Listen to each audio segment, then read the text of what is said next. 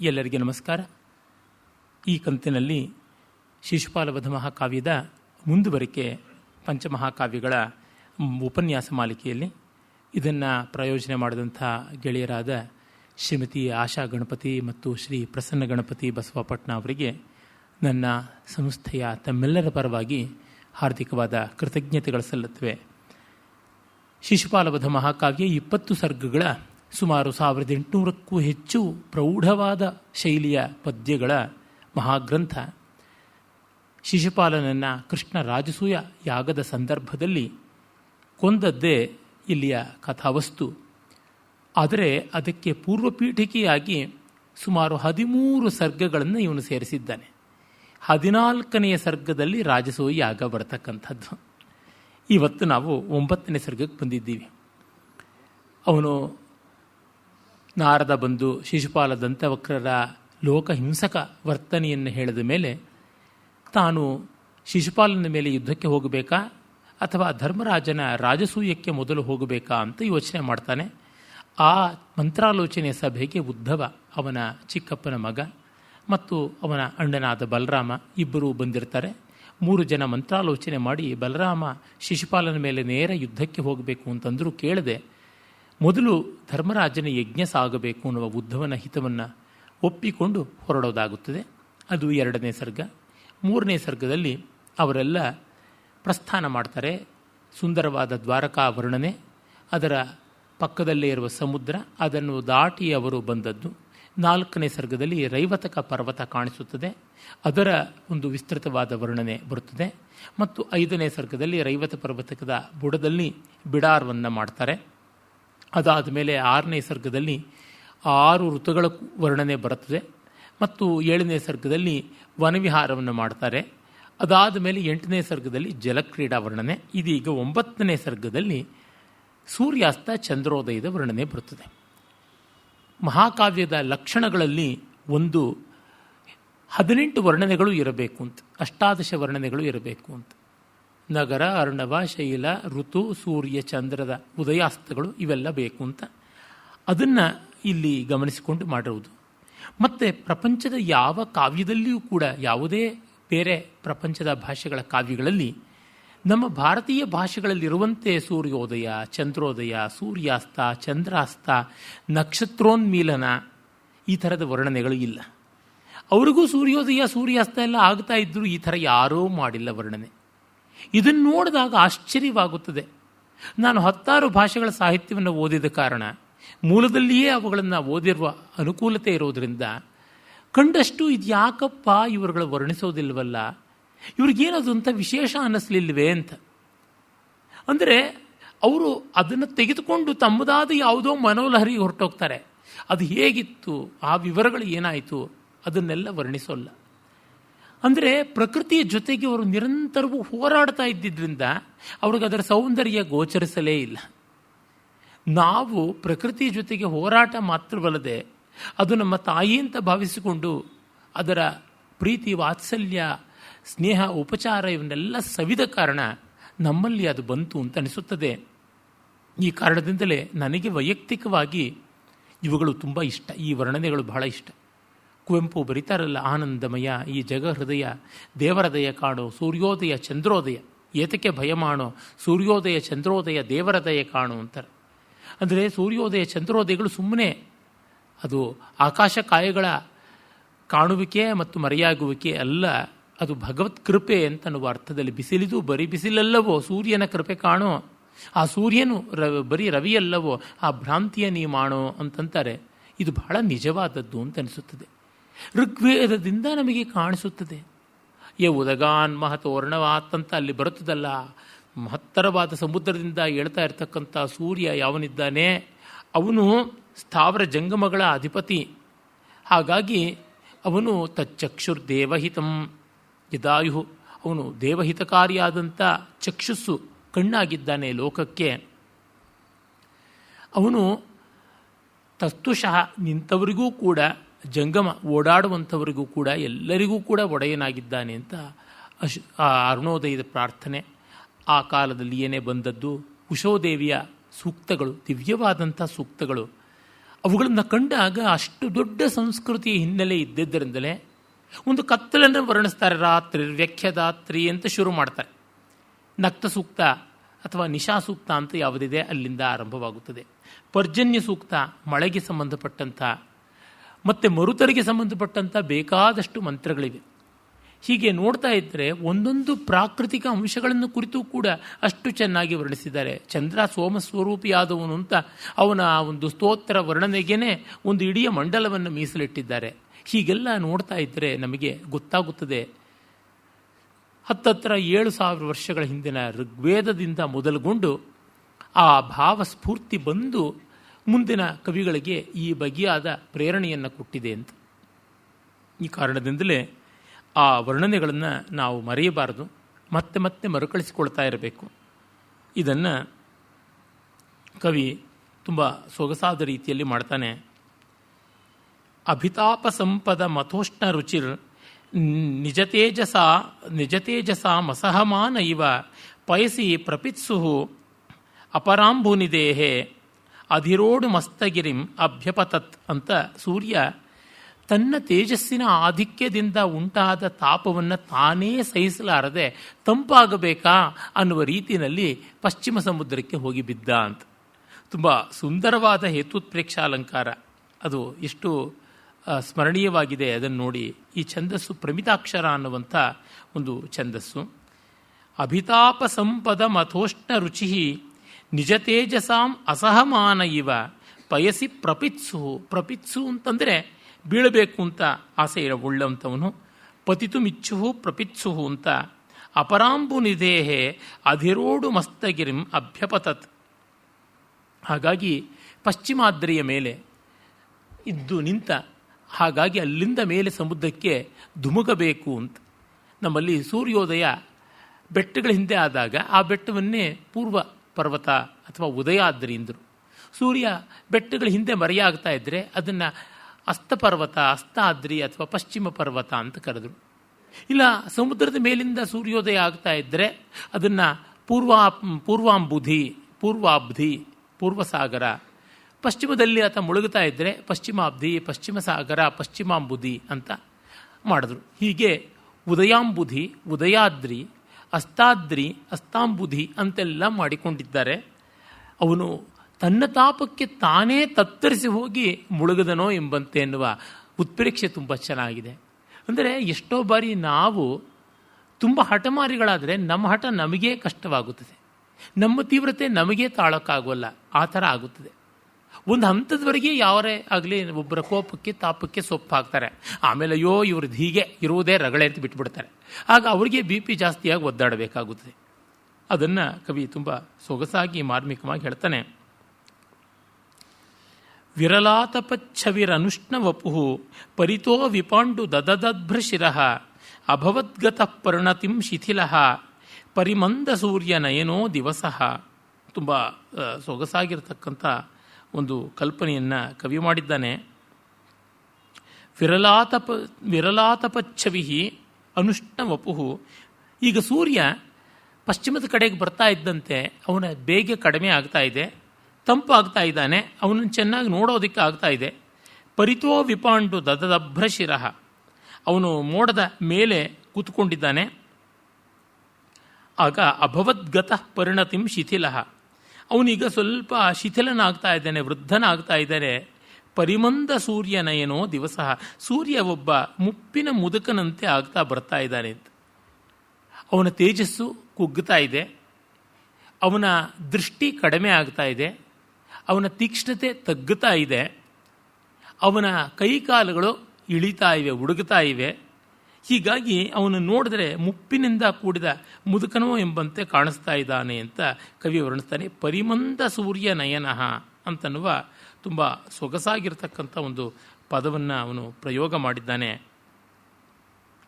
ಪರಿಮಂದ ಸೂರ್ಯ ನಯನಃ ಅಂತ ಅಂದರೆ ಹೆಚ್ಚು ಮಂಕಾಗಿರ್ತಕ್ಕಂಥ ಒಂದು ಕಣ್ಣುಳ್ಳವನಾಗ್ತಾ ಇದ್ದಾನೆ. ಮುಪ್ಪಿನ ಮುದುಕರಿಗೆ ಕ್ಯಾಟ್ರಾಕ್ಟು ಈ ಥರದ್ದೆಲ್ಲ ಪ್ರಾಬ್ಲಮ್ಸ್ ಬರ್ತಾ ಇರುತ್ತಲ್ಲ, ಅದನ್ನೆಲ್ಲ ಗಮನಿಸ್ಕೊಂಡಾಗ ಈ ಕಲ್ಪನೆ ಅದೆಷ್ಟು ಚೆನ್ನಾಗಿರುವುದು ಅಂತ ನಮಗೆ ಗೊತ್ತಾಗುತ್ತದೆ. ದಿವಸವೇ ಸೂರ್ಯ ಅನ್ನುವ ಕಣ್ಣಿಂದ ಕುಗ್ಗಿ ಹೋಗ್ತಾ ಇದ್ದಾನ ಎಂಬಂತೆ ಕಾಣಿಸ್ತಾ ಇದೆ ಅಂತ. ದಿವಸವನ್ನೂ ಸೂರ್ಯನನ್ನು ವೃದ್ಧಾಪ್ಯಕ್ಕೆ ಒಪ್ಪ ಇಟ್ಟಂಥ ರೀತಿಯನ್ನು ನಾವಿಲ್ಲಿ ಕಾಣ್ತೀವಿ. ಅಪರಾಣ್ಣ ಶೀತಲತರೇಣ ಶನೈಃ ಅನಿಲೇನ ಲೋಲಿತ ಲತಾಂಗುಲಯೇ ನಿಲಯಾಯ ಶಾಖಿನ ಇವಾಕ್ವಯತೆ ದದುರಾಕುಲ ಖಗಕುಲಾನಿ ಗಿರಹ. ಈಗ ಸಾಯಂಕಾಲ ಆಗ್ತಾ ಇದ್ದಂತೆ ತಂಪಾದ ಗಾಳಿ ಬೀಸುತ್ತದೆ. ಸೂರ್ಯೋದಯ ಸೂರ್ಯಾಸ್ತಗಳ ಕಾಲದಲ್ಲಿ ತಂಪಾದ ಗಾಳಿ ಬೀಸುತ್ತದೆ. ಮುಂಜಾನೆಯ ಗಾಳಿ ತುಂಬ ವಿಶೇಷವಾದದ್ದು. ಸೇಡಿಯಾಪು ಕೃಷ್ಣ ಭಟ್ರು ಹೇಳ್ತಾರೆ, ಆ ಸೂರ್ಯನ ತೇರನ್ನು ಎಳೆಯೋದಕ್ಕೆ ಆಕಾಶದಿಂದ ಒಂದು ಹಗ್ಗದ ಸುರುಳಿಯನ್ನು ಉರುಳಿಸಿಬಿಟ್ಟಿದ್ದಾರಾ ಎಂಬಂತೆ ತಂಗಾಳಿ ಉರುಳಿಕೊಂಡು ಬರ್ತಾ ಇದೆ ಅಂತ. ಅದ್ಭುತವಾದ ವರ್ಣನೆ ಅವರು ತಮ್ಮ ರಮಣೀಯವಾದ ಕವಿತಾ ಗುಚ್ಛಕ ಚಂದ್ರಖಂಡದಲ್ಲಿ ಮಾಡ್ತಾರೆ. ಹಾಗೆ ಬೆಳಗಿನ ತಂಗಾಳಿ, ಅದೇ ರೀತಿಯಲ್ಲಿ ಸಂಜೆಯೂ ಕೂಡ ತಂಗಾಳಿ ಬೀಸುತ್ತದೆ. ಅದನ್ನು ಮೆಲ್ಲನೆ ತಂಗಾಳಿ ಬೀಸ್ತಾ ಇದ್ದರೆ ಬಳ್ಳಿಗಳ ಚಿಗುರುಗಳು ಹುಯ್ದಾಡ್ತಾ ಇವೆ. ನೋಡಿದರೆ ಪಕ್ಷಿಗಳನ್ನು ಅವುಗಳು ಬನ್ನಿ ಬನ್ನಿ ಇನ್ನು ಕತ್ಲಾಗತ್ವೆ, ಗೂಡಿಗೆ ಬೇಗ ಬನ್ನಿ ಅಂತ ಕರೆಯುವ ರೀತಿಯಲ್ಲಿ ಕಾಣಿಸ್ತಾ ಇವೆ ಅಂತ. ನಿಲಯಾಯ ಶಾಖಿನ ಇವಾಗ್ವಯತೆ, ಮರಗಳೇ ಅವುಗಳನ್ನು ಈ ತಮ್ಮ ಚಿಗುರು ಬೆರಳುಗಳಿಂದ ಕರಿತಾ ಇವೆಯೋ ಎಂಬಂತೆ ತೋರ್ತಾ ಇತ್ತು ಅಂತ.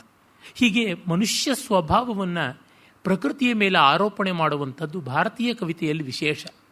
ಆದರೆ ವಿದೇಶ ಕವಿತೆಗಳೆಲ್ಲ ಹಾಗೆಲ್ಲ ಇಲ್ಲ. ನಮ್ಮಲ್ಲಿ ಸರ್ವಂ ಕಲ್ವಿದಂ ಬ್ರಹ್ಮ ಆಗಿರೋದರಿಂದ ಎಲ್ಲ ಸ್ಥಾವರ ಜಂಗಮಾತ್ಮಕವಾದ ಜಗತ್ತಿನಲ್ಲೆಲ್ಲ ಜೀವತ್ವವನ್ನು ಮಾನುಷತ್ವವನ್ನು ಆರೋಪ ಮಾಡ್ತೀವಿ. ಅದು ನಮಗಿಲ್ಲಿ ಗೊತ್ತಾಗುತ್ತದೆ. ಉಪಸಂಧ್ಯಮಸ್ತತನು ಸಾನುಮತ ಶಿಖರೇಶು ತತ್ಕ್ಷಣಮಶೀತರುಚಃ ಕರಜಾಲಮಸ್ತ ಸಮಯೇಪಿ ಸತಾ ಮುಚಿತಂ ಖಲುಚ್ಚತರಮೇವ ಪದಾಂ. ಉಪಸಂಧ್ಯಮಾಸ್ತ, ಉಪಸಂಧ್ಯಂ ಅಂತಂದರೆ ಸಂಧ್ಯೆಗೆ, ಸಾಯಂ ಸಂಧ್ಯೆಗೆ ಹತ್ತಿರ ಬಂದ. ಸಾನುಮತಃ ಶಿಖರೇಶು, ಬೆಟ್ಟಗಳ ಶಿಖರಕ್ಕೆ ಅವನು ಬಂದ. ತತ್ಕ್ಷಣಂ ಅಶೀತರುಚಃ, ಅಶೀತರುಕ್ ಅಂದರೆ ಬಿಸಿಯಾದ ಕಿರಣಗಳನ್ನು ಕೊಡ್ತಕ್ಕಂಥ ಸೂರ್ಯ.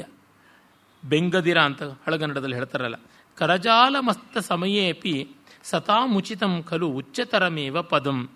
ಅವನು ಆ ಎತ್ತರದಲ್ಲೂ ಬೀಳುವ ಸ್ಥಿತಿ ಬಂದಾಗಲೂ, ಇಳಿಯುವ ಸ್ಥಿತಿ ಬಂದಾಗಲೂ ಎತ್ತರದ ಬೆಟ್ಟದ ಮೇಲೆ ನಿಂತ, ಅದರ ಮೇಲೆ ಕೈಯಿಟ್ಟುಕೊಂಡ. ದೊಡ್ಡವರು ಬೀಳುವಾಗಲೂ ತಮ್ಮ ದೊಡ್ಡತನವನ್ನು ಮರೆಯೋದಿಲ್ಲ. ಅವರು ಎಂಥ ಕಷ್ಟದ ಕಾಲದಲ್ಲಿಯೂ ತಮ್ಮ ಔನ್ನತ್ಯವನ್ನು ಕಳ್ಕೊಳ್ಳೋದಿಲ್ಲ ಅಂತ. ಅಂದರೆ ಇದೊಂದು ಅರ್ಥಾಂತರನ್ಯಾಸ ಅಲಂಕಾರ. ಸತಾ ಮುಚಿತಂ ಖಲು ಉಚ್ಚತರಮೇವ ಪದಂ ಅಂತ ಹೇಳಿದ್ದಾನೆ ಕವಿ. ಇದು ನಮ್ಮ ಕಾವ್ಯದಲ್ಲಿ ಬರುವ ಇನ್ನೂ ಒಂದು ಸ್ವಾರಸ್ಯ.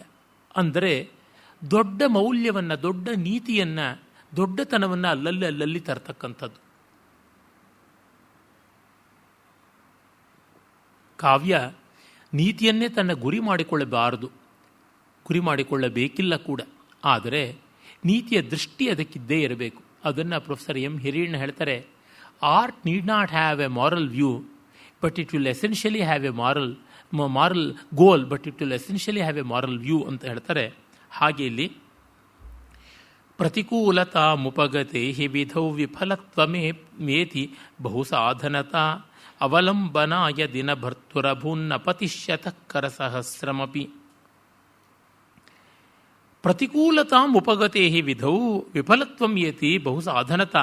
ಮತ್ತೊಂದು ಅರ್ಥಾಂತರ್ನ್ಯಾಸ ಮಾಡ್ತಾ ಇದ್ದೇನೆ. ವಿಧಿ ಪ್ರತಿಕೂಲವಾಗಿದ್ದಾಗ ಎಷ್ಟು ದೊಡ್ಡ ಸಾಧನ ಸಂಪತ್ತಿ ಇದ್ದರೂ ಅದು ನಿಷ್ಫಲತಾಮೇತಿ ವಿಫಲತ್ವಂ ಏತಿ. ಅಂದರೆ ನಮಗೆ ವಿಧಿ ವಕ್ರಿಸಿದಾಗ ಏನಿದ್ದೂ ಪ್ರಯೋಜನವಾಗೋಲ್ಲ. ಅದನ್ನು ಒಂದು ಸುಭಾಷಿತ ಚೆನ್ನಾಗಿ ಹೇಳಿರೋದು ನೆನಪಾಗುತ್ತದೆ. ಹೊನ್ನಿನ ಜಿಂಕೆ ಇದೆ ಅಂತ ಯಾರು ತಾನೇ ನಂಬಬಲ್ಲರು, ಯಾರು ತಾನೇ ಒಪ್ಪಬಲ್ಲರು.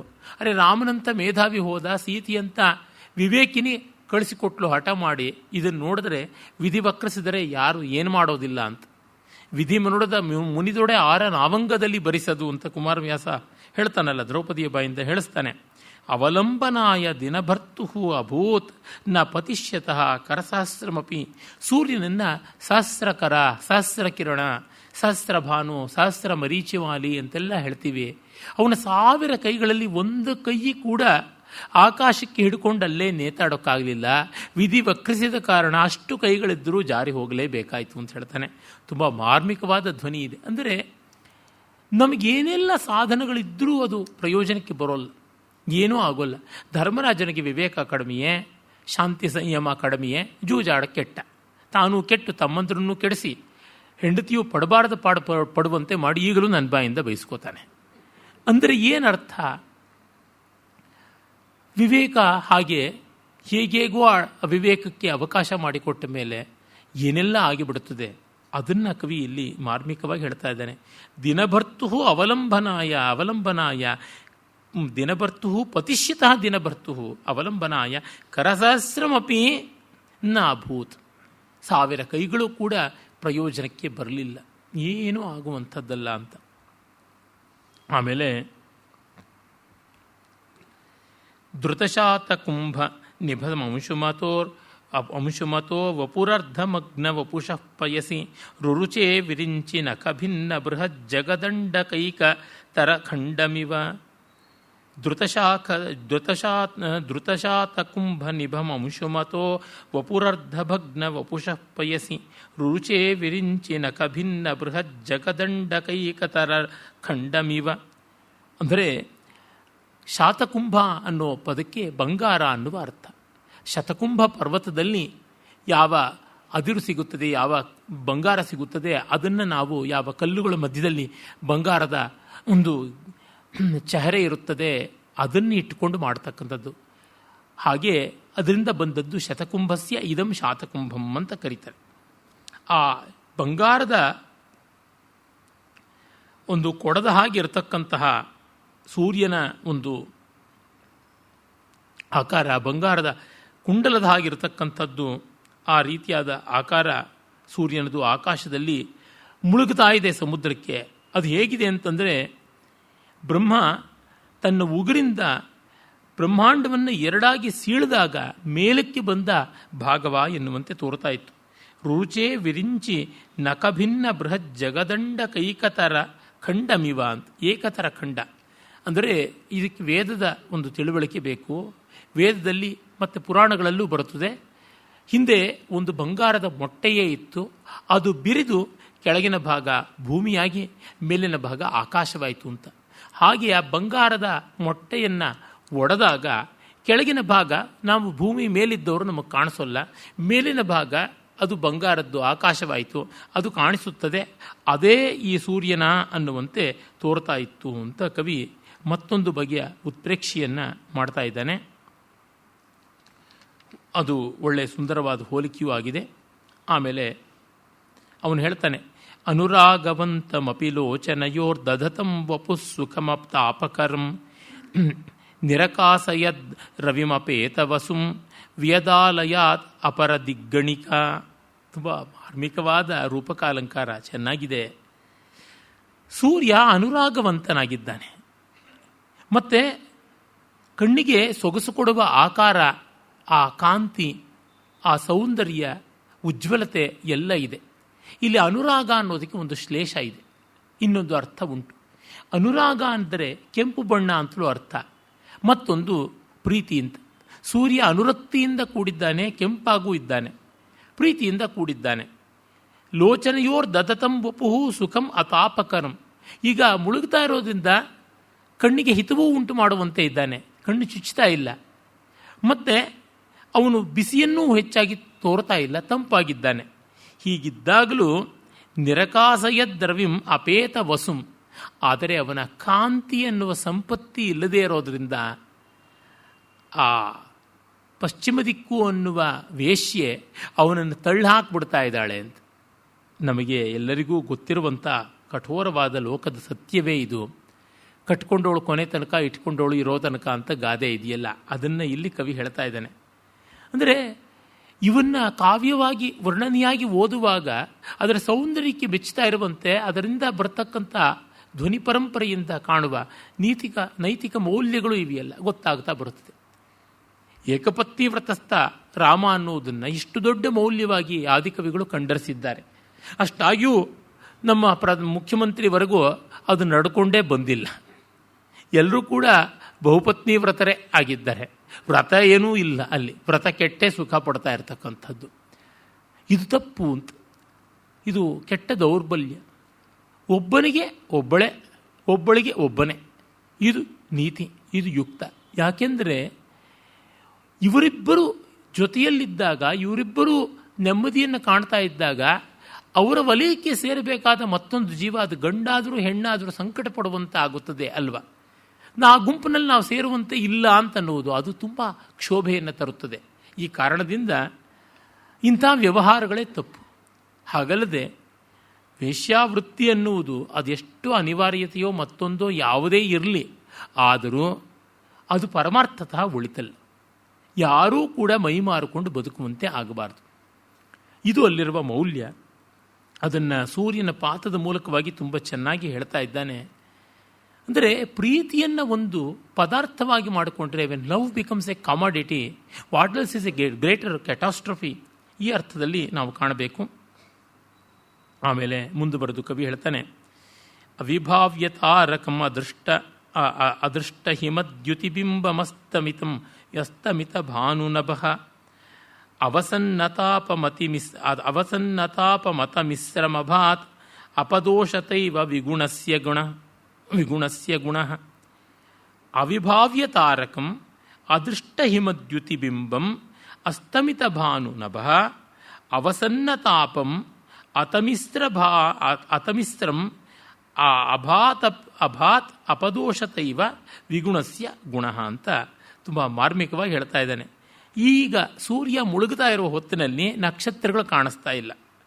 ಅವಿಭಾವ್ಯ ತಾರಕಂ, ತೋರದೆ ನಕ್ಷತ್ರಗಳು ಕಾಣ್ತಾ ಇಲ್ಲ. ಸೂರ್ಯಾಸ್ತವಾದ ಮೇಲೆ ನಕ್ಷತ್ರಗಳು, ಯಾಕೆಂದರೆ ಸೂರ್ಯನ ಬೆಳಕಿನಲ್ಲಿ ಇದ್ದರೂ ಅವು ತೋರ್ಕೋತಾ ಇಲ್ಲ. That is the scientific reality. ಆದರೆ ನಮ್ಮ ಕಣ್ಣು ಕಾಣಿಸೋದೇನೋ ಸೂರ್ಯ ಇದ್ದಾನೆ, ನಕ್ಷತ್ರ ಇಲ್ಲ. ಹೀಗಾಗಿ ನಕ್ಷತ್ರ ಇಲ್ಲದ ಹೊತ್ತು. ಅವಿಭಾವ್ಯ ತಾರಕಂ ಅದೃಷ್ಟ ಹಿಮದ್ಯುತಿ, ಸೂರ್ಯನ ಕಾಂತಿಯ ಕಾರಣದಿಂದಲೇ ಚಂದ್ರನೂ ಕೂಡ ಮರೆಯಾಗಿದ್ದಾನೆ. ಮತ್ತು ಅವನು ಭೂಮಿಯ ಸುತ್ತಲೂ ಸುತ್ತುತ್ತಾ ಇದ್ದಾನೆ, ಬೇರೆ ಕಾಣಿಸಿಕೊಂಡೂ ಇಲ್ಲ. ಹೀಗಾಗಿ ಚಂದ್ರನೂ ಇಲ್ಲ. ಅದೃಷ್ಟ ಹಿಮದ್ಯುತಿ ಬಿಂಬಂ ಅಸ್ತಮಿತ ಭಾನುನಭಃ.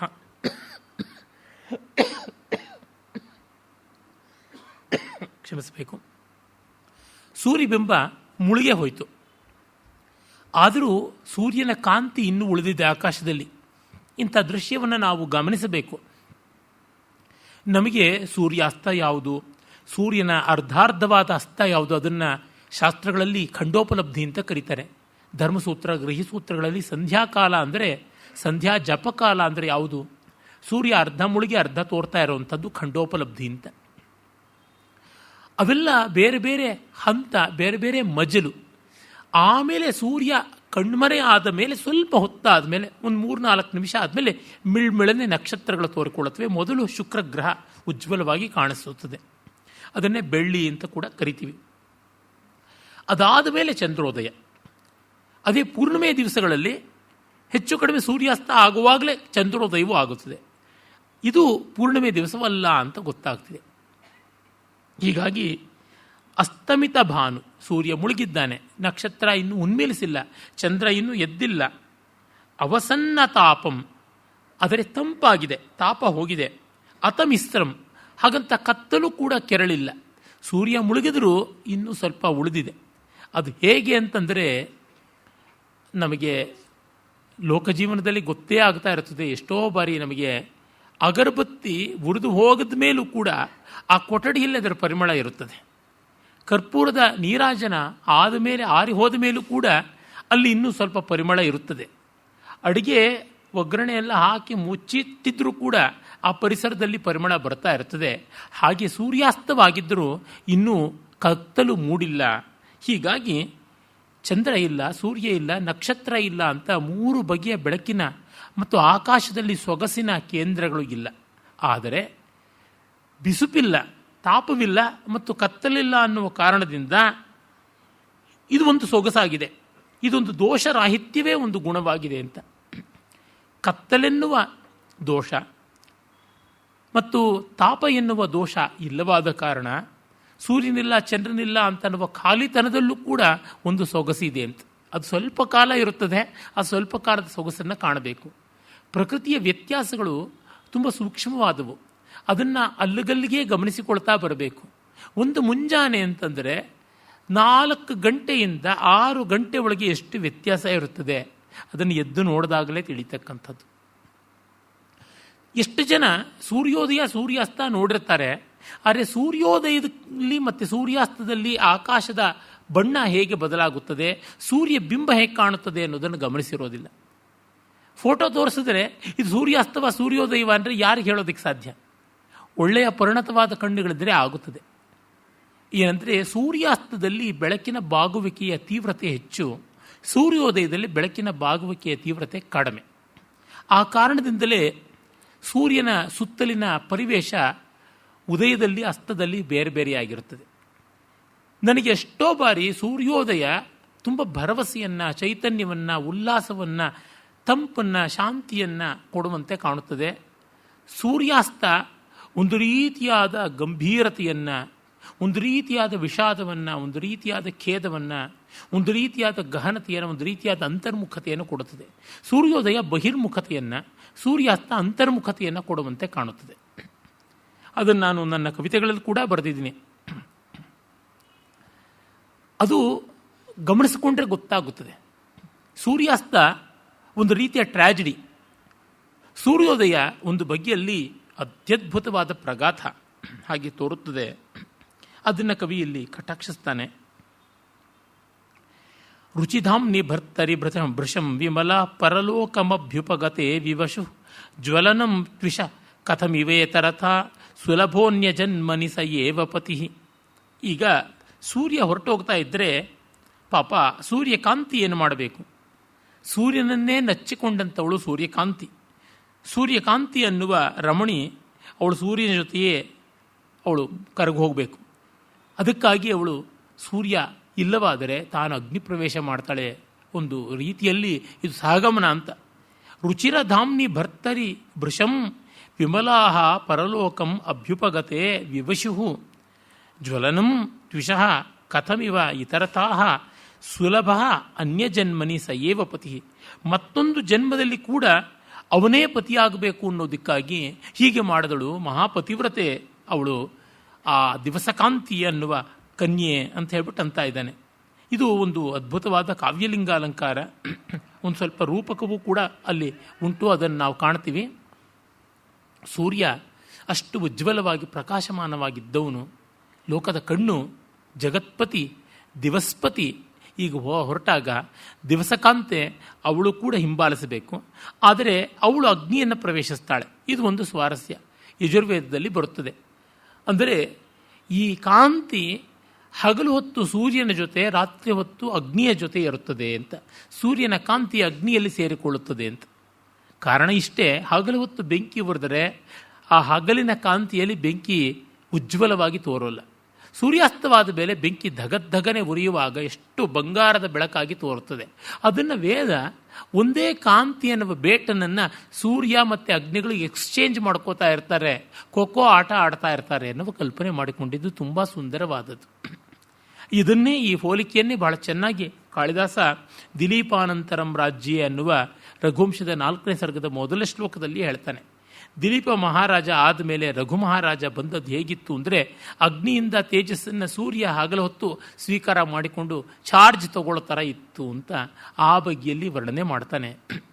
ಈ ಥರದ ಎಷ್ಟೆಷ್ಟೋ ಸುಂದರವಾದ ಕಲ್ಪನೆಗಳನ್ನು ನಾವು ಮುಂದಿನ ಕವಿಗಳಲ್ಲಿ ಕಾಣುವುದಕ್ಕೆ ವೇದಗಳಲ್ಲಿಯೇ ಪೂರಕವಾದ ಸಾಮಗ್ರಿ, ಆಕರ ಸಾಮಗ್ರಿಯನ್ನು ನಾವು ನೋಡ್ತೀವಿ. ಇದನ್ನಿಟ್ಕೊಂಡು ಎಷ್ಟೆಷ್ಟು ತರಹ ಎಲ್ಲ ಕವಿತೆಯನ್ನು ಮಾಡಿದ್ದಾರೆ. ಅದ್ಭುತವಾದ ಕವಿಗಳು ಏನೆಲ್ಲ ಕಲ್ಪನೆಗಳನ್ನು ಮಾಡಿದ್ದಾರೆ. ಕಾಶ್ಮೀರದ ಮಹಾಕವಿ ಒಬ್ಬ ಇದ್ದ, ಮಂಖ ಅಂತ. ಅವನು ಕಲ್ಹಣನ ಸಮಕಾಲೀನ ಪ್ರಸಿದ್ಧ ಇತಿಹಾಸ ಕಾವ್ಯಕರ್ತರ ಕಲ್ಹಣನ ಕಾಲದವನು. ಅವನು ಪ್ರಾಯಶಃ 12-13ನೇ ಶತಮಾನಗಳಲ್ಲಿದ್ದವನು. ಅವನನ್ನು ಒಮ್ಮೆ ವಿದ್ವತ್ ಸಭೆಯಲ್ಲಿ ಅವನ ಅಣ್ಣನ ಮನೆಯಲ್ಲಿ ಆಯಿತು. ತಾನು ಶ್ರೀಕಂಠ ಚರಿತ ಅನ್ನೋ ಮಹಾಕಾವ್ಯವನ್ನು ಬರೆದು ಅಣ್ಣನ ಹತ್ತಿರಕ್ಕೆ ತೆಗೆದುಕೊಂಡು ಹೋಗ್ತಾನೆ. ಅವನ ವಿದ್ಯಾಗುರುವಾದ ರುಯ್ಯಕಾಚಾರ್ಯ ಕೂಡ ಅಲ್ಲಿಯೇ ಇರ್ತಾನೆ. ಅಲ್ಲಿ ಅವನನ್ನು ಕಂಡು ತಾನು ಕಾವ್ಯವನ್ನು ಸಹೃದಯರಾದ ವಿದ್ವಾಂಸರ ಪರಿಷತ್ತಿನಲ್ಲಿ ಕೇಳಿಸ್ತಾನೆ. ಪ್ರತಿಯೊಬ್ಬರು ಮೆಚ್ಚಿಕೋತಾರೆ. ಆಗ ಅವನಿಗೆ ಒಂದು ಸಮಸ್ಯಾಪೂರ್ಣ ಮಾಡಬೇಕು ಅಂತ ಕೊಡ್ತಾರೆ. ಅಂದರೆ ಪದ್ಯದ 2 ಸಾಲನ್ನು ಹೇಳಿಬಿಟ್ಟು ಇನ್ನು 2 ಸಾಲು ನೀನು ಹೇಳಿ ಕಂಪ್ಲೀಟ್ ಮಾಡಬೇಕು, ಅದನ್ನು ಪರಿಪೂರ್ಣ ಮಾಡಬೇಕು ಅಂತ. ಏತದ್ ಬಬ್ರು ಕಚಾನುಕಾರಿ ಅಂತ ಪದ್ಯವನ್ನು ಆರಂಭ ಮಾಡ್ತಾನೆ. ಕಿರಣೈಹಿ ಏತದ್ಬಬ್ರು ಕಚಾನುಕಾರಿ ಕಿರಣೈ ಅಸ್ತಂಗತಃ. ಸೂರ್ಯ ತನ್ನ ಕಿರಣ ಎನ್ನುವ ತಲೆಗೂದಲನ್ನು ಕೆದರ್ಕೊಂಡು ಮುಳುಗೋಗ್ತಾ ಇದ್ದಾನೆ.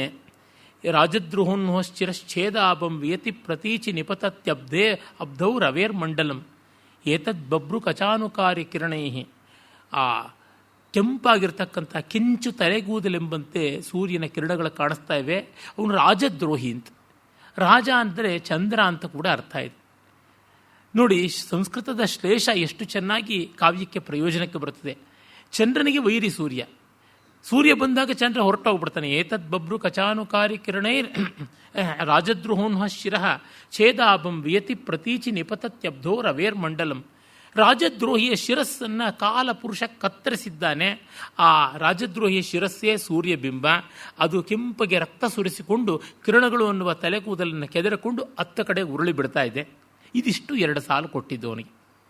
ಈ ಥರದ ಚಿತ್ರ ಕೊಟ್ಟು ಇದನ್ನು ಸಂಪೂರ್ಣ ಮಾಡು ಅಂದರೆ ಹೇಗೆ ಮಾಡಬೇಕು? ಎಷ್ಟು ಕಷ್ಟ. ಏಷಾಪಿದ್ಯುರಮ ಪ್ರಿಯಾನುಗಮನಂ ಸಂಚಿತ್ಯ ಏಷಾಪಿದ್ಯುರಮ ಪ್ರಿಯಾನುಗಮನಂ ಪ್ರೋದ್ದಾಮ ಕಷ್ಟಸ್ಥಿತೆ ಸಂಧ್ಯಾಗ್ನೋ ವಿರಚಯ್ಯ ಜಾತ ಸಂಧ್ಯಾಗ್ನೋ ವಿರಚಯ್ಯ ಏಷಾಪಿದ್ಯುರಮ ಪ್ರಿಯಾನುಗಮನಂ ಪ್ರೋದ್ದಾಮ ಕಷ್ಟೋತ್ತಿತೆ ಸಂಧ್ಯಾಗ್ನೋ ವಿರಚಯ್ಯ ತಾರಕ ಮಿಷಾ ತಾರಕ ವಿಷಯ ತಾರಕ ತಾರಕಾಸ್ತಿ ಮಿಷಯ ಮರ್ತು ಹೋಗ್ತಾ ಇದೆ ಪದ್ಯ. ಏಷಾಪಿದ್ಯುರಮ ಪ್ರಿಯಾನುಗಮನಂ ಪ್ರೋದ್ದಾಮ ಕಷ್ಟೋತ್ತಿತೆ ಸಂಧ್ಯಾಗ್ನೋ ವಿರಚಯ್ಯ ಜಾತಮಹಸ ತಾರಾಸ್ತಿ ಶೇಷಸ್ಥಿತಿ ಅಂತ. ಅಂದರೆ ಆ ಬೆಳಕೆಂಬ ಕನ್ಯೆ, ಬೆಳಕೆಂಬ ಹೆಣ್ಣು ಸೂರ್ಯನ ಜೊತೆಯಲ್ಲೇ ಸಹಗಮನ ಮಾಡಬೇಕು ಅಂತ ಅವಳು ಅಗ್ನಿಯನ್ನು ಸೇರ್ತಾ ಇದ್ದಾಳೆ. ಅವಳು ಬೆಂಕಿಯಲ್ಲಿ ಬಿದ್ದು ಸುಟ್ಟು ಬೂದಿಯಾಗಿ ಅವಳ ಮೂಳೆಯ ತುಂಡುಗಳೇ ಈಗ ನಕ್ಷತ್ರವಾಗ್ತಾ ಇದೆ ಅಂತ. ಇಷ್ಟು ರುದ್ರಭೀಕರವಾದ ಚಿತ್ರ. ಸೂರ್ಯನ ಬಿಂಬವನ್ನು ರಾಜದ್ರೋಹಿಯ ಕತ್ತರಿಸಲ್ಪಟ್ಟ ತಲೆ ಪಶ್ಚಿಮ ದಿಕ್ಕಿಗೆ ಎಗರು ಬಿದ್ದಿದೆ. ಆ ತಲೆ ಕೆದರ್ಕೊಂಡಿರುವಂತೆ ಕಿರಣಗಳು ಚೆಲ್ಲಾಪಿಲ್ಲಿಯಾಗಿವೆ. ರಕ್ತ ಸೋರಿದಂತೆ ಆಕಾಶವೆಲ್ಲ ಕೆಂಬಣ್ಣದಲ್ಲಿದೆ ಅಂತನ್ನುವುದನ್ನು ಅರ್ಧ ಕೊಟ್ಟರೆ, ಇನ್ನು ಏಷಾಪಿದ್ಯುರಮ ಪ್ರಿಯಾನುಗಮನಂ ಪ್ರೋದ್ದಾಮ ಕಷ್ಟೋತ್ತಿತೆ. ಕಾಷ್ಠ ಅನ್ನೋದಕ್ಕೂ ಒಂದು ಶ್ಲೇಷ ಇಲ್ಲಿದೆ. ಕಾಷ್ಠ ಅಂದರೆ ದಿಕ್ಕು ಅಂತ ಒಂದು, ಇನ್ನೊಂದು ಕಟ್ಟಿಗೆ ಅಂತ. ಪ್ರೋದ್ದಾಮ ಕಷ್ಟೋತ್ತಿತೆ ಸಂಧ್ಯಾಗ್ನವು ವಿಶಾಲವಾದ ದಿಕ್ಕೆಂಬ ಸೌದೆಗಳಿಂದ, ದಿಕ್ಕು ಸೌದೆ ಅಲ್ಲಿಂದ ಎದ್ದಂಥ ಸಂಧ್ಯಾಗ್ನಿಯಲ್ಲಿ ಸಂಧ್ಯಾಗ್ನೋ ವಿರಚಯ್ಯ ತಾರಕ ಮಿಷಾ ಜಾತಾಸ್ತಿ ಶೇಷಸ್ಥಿತಿ. ಅವಳು ತಾರಕ ಅನ್ನುವ ಅಸ್ಥಿ ಮಾತ್ರವಾಗಿ ನಕ್ಷತ್ರಗಳು ಅನ್ನುವ ಮೂಳೆಯಾಗಿ ಉಳಿದು ಬಿಟ್ಟಿದ್ದಾಳೆ ಅಂತ. ಈ ಬಗೆಯ ಸಂಕೀರ್ಣವಾದ ಕಲ್ಪನೆಗಳು ತುಂಬ ತುಂಬ ಕಷ್ಟ. ಇದನ್ನು ಮಹಾಪ್ರತಿಭಾಶಾಲಿಗಳಲ್ಲದೆ ಇದ್ದವ್ರು ಮಾಡೋಕ್ಕಾಗೋಲ್ಲ. ಈ ಬಗ್ಗೆ ಕಲ್ಪನೆ ಮಾಡಿಕೊಳ್ಳೋದಕ್ಕೂ ಅದೊಂದು ತಯಾರಿ ಬೇಕು. ಅದೊಂದು ಜಾಡಿನಲ್ಲಿ ಮನಸ್ಸು ಪ್ರವೃತ್ತಿ ಆಗಬೇಕು. ಇಲ್ಲದೇ ಇದ್ದರೆ ಸಾಧ್ಯವಾಗುವುದಿಲ್ಲ. ಹಾಗೆಲ್ಲ ಸುಂದರವಾದ ರೂಪಕಗಳನ್ನು, ಬೇರೆ ಬೇರೆ ಬಗೆಯ ಅಲಂಕಾರಗಳನ್ನು ಎಲ್ಲ ಕವಿಗಳು ಮಾಡಿಕೊಂಡು ಬಂದಿದ್ದಾರೆ. ಅದನ್ನು ನಾವಿಲ್ಲಿ ಆ ಬಗೆಯ ಒಂದು ಸೊಗಸನ್ನು ಕಾಣ್ತೀವಿ. ಆಮೇಲೆ ಮುಂದೆ ಕವಿ ಹೇಳ್ತಾನೆ, ನಿಲಯಶ್ರಿಯ ಸತತಮೇತದಿತಿ ಪ್ರಥಿತಂ ಯದೇವ ಜಲಜನ್ಮತಯ ದಿವಸಾತ್ಯಯಾತ್ ತದಪಿ ಮುಕ್ತಮೋಹೋ ಚಪಲಾಜನಂ ಪ್ರತಿ ನಚೋದ್ಯಮತಃ ನಿಲಯ ಶ್ರಿಯ ಸತತಂ ಏತದಿತಿ ಪ್ರಥಿತಂ ಯದೇವ ಜಲಜನ್ಮ ತಯ ದಿವಸಾತ್ಯಯಾತ್ ತದಪಿ ಮುಕ್ತಂ ಅಹೋ ಚಪಲಾಜನಂ ಪ್ರತಿ ನ ಚೋದ್ಯಮದಃ. ಅಂದರೆ ಸೂರ್ಯನಿಗೆ ಪ್ರೀತಿಪಾತ್ರವಾದಂಥ ಕಮಲ ಲಕ್ಷ್ಮಿಯ ನಿರಂತರವಾದ ಗೃಹ ಲಕ್ಷ್ಮಿಯ ನಿರಂತರವಾದ ವಾಸ ಅಂತ ಗೊತ್ತು, ವಾಸಸ್ಥಾನ ಅಂತ ಪ್ರಸಿದ್ಧಿ. ಆದರೆ ಲಕ್ಷ್ಮಿ ಅನ್ನೋದಕ್ಕೆ ಸೌಂದರ್ಯ ಅನ್ನುವ ಅರ್ಥವೂ ಇದೆ. ಸೂರ್ಯ ಮುಳುಗ್ತಾ ಇದ್ದಂತೆ ಕಮಲದ ಸೌಂದರ್ಯವೂ ಹೋಯಿತು, ಕಮಲ ಮುದುಡಿಕೊಂಡು ಬಿಡ್ತು ಅಂತಂದರೆ ಸ್ತ್ರೀಯರು ಚಂಚಲೆಯರು ಅನ್ನೋದು ಗೊತ್ತಾಗುತ್ತಲ್ವಾ. ಅವರು ತಮ್ಮ ಮನೆಯಿಂದ ಎಷ್ಟು ಬೇಗ ಹೊರಟೋಗ್ಬಿಡ್ತಾರೆ. ಲಕ್ಷ್ಮಿ ತನ್ನದೇ ಮನೆಯಿಂದ ಹೊರಟೋಗ್ಬಿಟ್ಲಲ್ಲ, ಇದು ಏನು ಅನ್ಯಾಯ ಅಂತ ಕವಿ ಹೇಳ್ತಾ ಇದ್ದಾನೆ. ದಿವಸಾತ್ಯಯ ತದಪಿ ಮುಕ್ತಂ ಜಲಜನ್ಮ ನಿಜಂ ಗೃಹಂ ತದಪಿ ಮುಕ್ತಂ ಅಹೋ ಚಪಲಾಜನಂ ಪ್ರತಿ ಅಂತ. ಇಲ್ಲಿ ಒಂದು ಸುಭಾಷಿತ ನೆನಪಾಗುತ್ತದೆ. ಯಾಸ್ವ ಸದ್ಮನಿ ಪದ್ಮೇಪಿ ಸಂಧ್ಯಾವಧಿ ವಿಜೃಂಭತೆ ಇಂದಿರಾ ಮಂದಿರೇನ್ಯೇಷಾಂ ಕಥಂ ತಿಷ್ಠತಿ ಸಾಚಿರಂ ಅಂತ. ಯಾವ ಲಕ್ಷ್ಮಿ ತನ್ನ ಮನೆ ಎನಿಸಿದ ಕಮಲದಲ್ಲಿಯೂ ಸಂಜೆ ಮೇಲೆ ನಿಲ್ಲೋಲ್ಲ. ಮುದುರ್ಕೊಂಡು ಬಿಡುತ್ತೆ ಅಂದರೆ ಕಳೆ ಹೋಯಿತು, ಕಾಂತಿ ಹೋಯಿತು, ಸೌಂದರ್ಯ ಹೋಯಿತು ಅಂದರೆ ಲಕ್ಷ್ಮಿ ಇಲ್ಲ ಅಂತ ಅರ್ಥ. ಲಕ್ಷ್ಮಿ ಅನ್ನೋದಕ್ಕೆ ಇರುವ ಅನೇಕ ಅರ್ಥಗಳಲ್ಲಿ ಒಂದು ಶೋಭೆ ಅಂತ ಅರ್ಥ. ಹೀಗಾಗಿ ತನ್ನ ಮನೆಯಲ್ಲೇ ತಾನು ಪರ್ಮನೆಂಟ್ ಆಗಿರೋಲ್ಲ ಅಂದರೆ ಇನ್ನು ನಮ್ಮ ಮನೆಗಳಲ್ಲಿ ಇರ್ತಾಳ ಅಂತ ಅದನ್ನು ಕಂಡಾಗ ಸಂಪತ್ತಿ ಅದೆಷ್ಟು ಅಶಾಶ್ವತ ಅಂತ ಗೊತ್ತಾಗುತ್ತದೆ. ಚೇತಶ್ಚಿಂತೆಯ ಮಾ ರಮಾಂ ಸಕೃತಿಮಾ ಮಸ್ಥಾಯಿನಿ ಮಾಸ್ಥಯ ಭೂಪಾಲ ಭ್ರುಕುಟಿ ಕುಟಿ ವಿಹರಣ ವ್ಯಾಪಾರ ಪುಣ್ಯಾಂಗನಾಮ್ ಅಂತ ಭರ್ತೃಹರಿ ಹೇಳ್ತಾನಲ್ಲ, ಮನಸ್ಸೇ ನೀನು ಸಂಪತ್ತಿಯನ್ನೇ ನಿರಂತರವಾಗಿ ಯೋಚನೆ ಮಾಡಬೇಡ. ಅದು ಒಡೆಯರ ಹುಬ್ಬು ಗಂಟುಗಳ ಮಧ್ಯದಲ್ಲಿ ಆಗ ಈಗ ಸುಳಿದು ಮಿಂಚಿ ಮಾಯವಾಗಿರುತ್ತದೆ. ಭೂಪಾಲ ಭ್ರುಕುಟಿ ಕುಟಿ ವಿಹರಣ ವ್ಯಾಪಾರ ಪುಣ್ಯಾಂಗನಂ, ಅದು ಬೆಳವೆಣ್ಣೆಂತಹ ಸಂಪತ್ತಿ ಯಜಮಾನರ ಒಡೆಯರ ಹುಬ್ಬುಗಳ ಮೇಲಿರುತ್ತೆ. ಅವರು ಹುಬ್ಬು ಗಂಟು ಹಾಕ್ಕೊಂಡ್ರೆ ಅದು ಹೋಯ್ತು ಅಂತ ಅರ್ಥ, ಹುಬ್ಬು ಗಂಟು ಹಾಕ್ಕೊಳ್ಳದೆ ಇದ್ದರೆ ಸಿಗುತ್ತದೆ ಅಂತ ಅರ್ಥ. ಈ ಬಗೆಯಲ್ಲಿರುವಂಥದ್ದು ಅಂತ ಗೊತ್ತಾಗುತ್ತದೆ. ಉತ್ಖಾತಂ ನಿಧಿಶಂಖಯ, ನಿಧಿಗಳು ನಿಕ್ಷೇಪಗಳು ಇವೆ ಅಂತ ಎಷ್ಟೆಷ್ಟು ಕಡೆಯೆಲ್ಲ ಅಗದಿದ್ದಾಯಿತು. ಉತ್ಖಾತಂ ನಿಧಿಶಂಕಯ ಕ್ಷಿತಿತಲಂ ಧ್ಮಾತಾ ಗಿರೇರ್ ಧಾತವಃ. ಮತ್ತು ಬಂಗಾರ ಮಾಡಬೇಕು ಅಂತ ಎಷ್ಟು ಬೆಟ್ಟಗಳನ್ನೇ ಕರಗಿಸಿ ಏನೇನೋ ಮೂಲಿಕೆಗಳು ಏನೇನೋ ದ್ರವಗಳು ಎಲ್ಲ ಹಾಕಿ ಸ್ವರ್ಣಯೋಗ ಸಿದ್ಧಿ ಮಾಡಿಕೊಳ್ಬೇಕು ಅಂತ ನೋಡಿದ್ದಾಯಿತು. ನಿಸ್ತೀರ್ಣ ಸರಿತಾಂಪತಿ, ಸಮುದ್ರಗಳನ್ನೆಲ್ಲ ದಾಟಿದ್ದಾಯಿತು. ಯಾವುದೋ ಪ್ರದೇಶದಲ್ಲಿ ಯಾವುದೋ ದ್ವೀಪಾಂತರದಲ್ಲಿ ಸಂಪತ್ತಿ ಇರುತ್ತೆ ಅಂತ ಹೇಳ್ಬಿಟ್ಟಿದ್ನುವೆ. ಉತ್ಖಾತಂ ನಿಧಿಶಂಕಯ ಕ್ಷಿತಿತಲಂ ಧ್ಮಾತಾ ಗಿರೇರ್ಧಾತವಃ ನಿಸ್ತೀರ್ಣ ಸರಿತಾಂಪತಿ. ಮತ್ತು ಮಂತ್ರಾರಾಧನ ತತ್ಪರೇಣ ಮನಸ ನೀತಾ ಶ್ಮಶಾನೇ ನಿಶಾಹ. ಸ್ಮಶಾನಗಳಲ್ಲಿ ಮಂತ್ರ ಜಪ ಮಾಡಿಕೊಂಡು ಏನಾದರೂ ಢಾಕಿನಿ ಶಾಕಿನಿ ಭೂತ ಪ್ರೇತಗಳ ಮೂಲಕ ಸಂಪತ್ತಿಯನ್ನು ಪಡೆಯೋಕ್ಕೆ ಸಾಧ್ಯವ ಅಂತ ಅದು ಮಾಡಿದ್ದಾಯಿತು. ಆಮೇಲಿಂದ ಎಷ್ಟೆಲ್ಲ ಸೇವೆಯನ್ನು ಮಾಡಿದ್ದಾಯಿತು. ಸಂತೋಷಿತಾ, ರಾಜರುಗಳು ಪ್ರಭುಗಳನ್ನು ಚೆನ್ನಾಗಿ ಸಂತೋಷ ಪಟ್ಟಿದ್ದಾಯಿತು. ಲಬ್ಧಂ ಕಾಣ ವರಾಟಿಕೋಪಿ ನಮಯ, ಒಂದು ಕುರುಡಗಾಸು ಸಿಗಲಿಲ್ಲ, ಒಂದು ಕವಡೆ ಕಾಸು ಸಿಗಲಿಲ್ಲ. ಹಾಗಾಗಿ ತೃಷ್ಣೆ ಮುಂಚ ಮಾಂ, ಆಸೆಯೇ ನನ್ನನ್ನು ಬಿಟ್ಟುಬಿಡು ಅಂತ ಕೇಳ್ತಾನೆ. ಉತ್ಖಾತಂ ನಿಧಿಶಂಖ್ಯೆಯ ಜಲನಿಧಿ ಕ್ಷಿತಿತಲಂ ಧ್ಮಾತಾ ಗಿರೇರ್ಧಾತವಃ ವಿಸ್ತೀರ್ಣ ಸರಿತಾಂಪತಿ ನೃಪತಯೋ ಯತ್ನೇನ ಸಂತೋಷಿತಾ. ಒಡೆಯರನ್ನು ಹೊತ್ತೊತ್ತಿಗೆ ಚಾಕರಿ ಮಾಡಿ ಆರಾಧನೆ ಮಾಡಿದ್ದಾಯಿತು. ಮಂತ್ರಾರಾಧನ ತತ್ಪರೇಣ ಮನಸ ನೀತಾ ಶ್ಮಶಾನೇ ನಿಶಾಹ ಲಬ್ಧ ಕಾಣ ವರಾಟಕೋಪಿ ನಮಯ ತೃಷ್ಣೇ ಧುನಾ ಮುಂಚ ಮಾಂ. ಹಾಗಾಗಿ ಆಸೆಯೇ ನನ್ನ ಬಿಟ್ಟುಬಿಡು ಅಂತ ಕೇಳ್ಕೋತಾರೆ. ಅಷ್ಟು ಕೇಳಿಕೊಳ್ಳೋ ಸ್ಥಿತಿ ಬರಬೇಕು ಅಂದರೆ ಎಷ್ಟು ಗೋಳಾಡಿಸಿರುತ್ತದೆ ಈ ಸಂಪತ್ತಿಯ ಆಸೆ. ಅದನ್ನು ಈ ಸಂಪತ್ತಿಯ ಅಶಾಶ್ವತತೆಯನ್ನು ನೆನೆದಂತೆ ನಮಗೆ ವಾಸ್ತವ ಗೊತ್ತಾಗುತ್ತದೆ. ಗೊತ್ತಾದರೂ ಎಷ್ಟೋ ಬಾರಿ ನಷ್ಟವಾದಾಗ ಮನಸ್ಸು ಕೇಳೋಲ್ಲ. ಆದರೆ ಇಂಥವೆಲ್ಲ ನಮ್ಮ ಮನಸ್ಸಿನಲ್ಲಿ ಇದ್ದರೆ ಆಗ ಒಂದು ಸ್ವಲ್ಪವಾದರೂ ಸಮಾಧಾನ ಬರ್ತದೆ. ದಿವಸೋನು ಮಿತ್ರ ಗಮಾತ್ ದಿವಸೋನು ಮಿತ್ರ ಗಮ ಮಿತ್ರ ಮಿತ್ರ ಮಗಮತ್ ವಿಲಯಂ ಕಿಮಹಾಸ್ಯತೆ ಬತ ಮಯಾಬಲಯ ರುಚಿಭರ್ತುರಸ್ಯ ವಿರಹಾದಿಗಮಾತ್ ಇತಿ ಸಂಧ್ಯೆಯಾಪಿ ಸಪದಿ ವ್ಯಗಮಿ. ಈ ವ್ಯಗಮಿ ಎನ್ನುವ ವಿನೂತನವಾದ ವಿಲಕ್ಷಣವಾದ ಕ್ರಿಯಾಪದವನ್ನು ಕರ್ಮಣಿಲಿಟ್ಟಂತ ಆ ರೂಪದಲ್ಲಿ ಅವನು ಬಳಸಿದ್ದಾನೆ. ಸೂರ್ಯ ಅನುಮಿತ್ರಂ ಅಗಮತ್ ವಿಲಯಂ, ಅವನು ದಿವಸಪತಿ ತಾನು ಮಿತ್ರ ತೇಜಸ್ಸಿನಿಂದ ದೂರ ಹೊರಟೋಗ್ಬಿಟ್ಟ. ಇನ್ನು ಹಾಗಿರುವಾಗ ನಾನು ಅಬಲೆಯಾದವಳು ಏನು ಮಾಡಲಿ ಅಂತ ಸಂಧ್ಯಾಕಾಂತಿ ಕೂಡ ಅವನ ಹಿಂದೆ ಹೊರಟೋಯ್ತು ಅಂತ. ಸಂಧ್ಯಾಕಾಂತಿ ಸೂರ್ಯಾಸ್ತ ಸೂರ್ಯೋದಯಗಳಲ್ಲಿರ್ತಕ್ಕಂಥದ್ದು. ಸೂರ್ಯಾಸ್ತ ಆಗ್ತಾ ಇದ್ದಂತೆ ಸ್ವಲ್ಪ ಕಾಲ ಆಕಾಶದಲ್ಲಿ ಆ ಕೆಂಬಣ್ಣ ಇರುತ್ತದೆ, ಮತ್ತು ಅದು ಕಪ್ಪು ಬಣ್ಣ ಆಗುತ್ತದೆ. ಸೂರ್ಯ ಹೋದ ಮೇಲೆ ನನಗಿನ್ನೇನು ಕೆಲಸ ಅಂತ ಅದೂ ಕೂಡ ಹೊರಟೋಯ್ತು ಅಂತ. ನಮ್ಮ ಆತ್ಮೀಯರಿಲ್ಲದೆ ಇದ್ಮೇಲೆ ನಾವು ಯಾಕಿರಬೇಕು? ಎಷ್ಟೋ ಬಾರಿ ನಾವು ಕೂಡ ವಾಕೌಟ್ ಮಾಡಿಬಿಡ್ತೀವಲ್ಲ, ಒಟ್ಟಿಗೆ ಬಂದಿದ್ದೀವಿ ಒಟ್ಟಿಗೆ ಹೋಗ್ತೀವಿ ಅಂತ. ಈ ಆತ್ಮೀಯತೆಯ ಲಕ್ಷಣವೇ ಅದಾಗಿರುತ್ತದೆ. ಅದನ್ನು ಕವಿ ಹೇಳ್ತಾ ಇದ್ದಾನೆ. ಆಮೇಲೆ ಪತಿತೇ ಪತಂಗ ಮೃಗರಾಜಿ ನಿಜ ಪ್ರತಿಬಿಂಬ ರೋಷಿತ ಇವಾಂಬುನಿಧವು ಅಥನಾಗಯೂಥ ಮಲಿನಾನಿ ಜಗತ್ ಪರಿತಸ್ತಮಂಸಿ ಪರಿತಸ್ತರಿರೆ. ಪತಿತೇ ಪತಂಗ ಮೃಗರಾಜಿ ನಿಜ ಪ್ರತಿಬಿಂಬ ರೋಷಿತ ಇವ ಅಂಬುನಿಧವು. ಸೂರ್ಯ ಅನ್ನುವ ಸಿಂಹ ತನ್ನ ಪ್ರತಿಬಿಂಬವನ್ನೇ ನೋಡಿಕೊಂಡು ಸಮುದ್ರದಲ್ಲಿ ಮತ್ತೊಂದು ಸಿಂಹ ಅಂದುಕೊಂಡು ಗರ್ಜನೆ ಮಾಡ್ತಾ ಕೋಪದಿಂದ ದಾಳಿ ಮಾಡಬೇಕು ಅಂತ ನಿಜ ಪ್ರತಿಬಿಂಬ ರೋಷಿತ ಇವ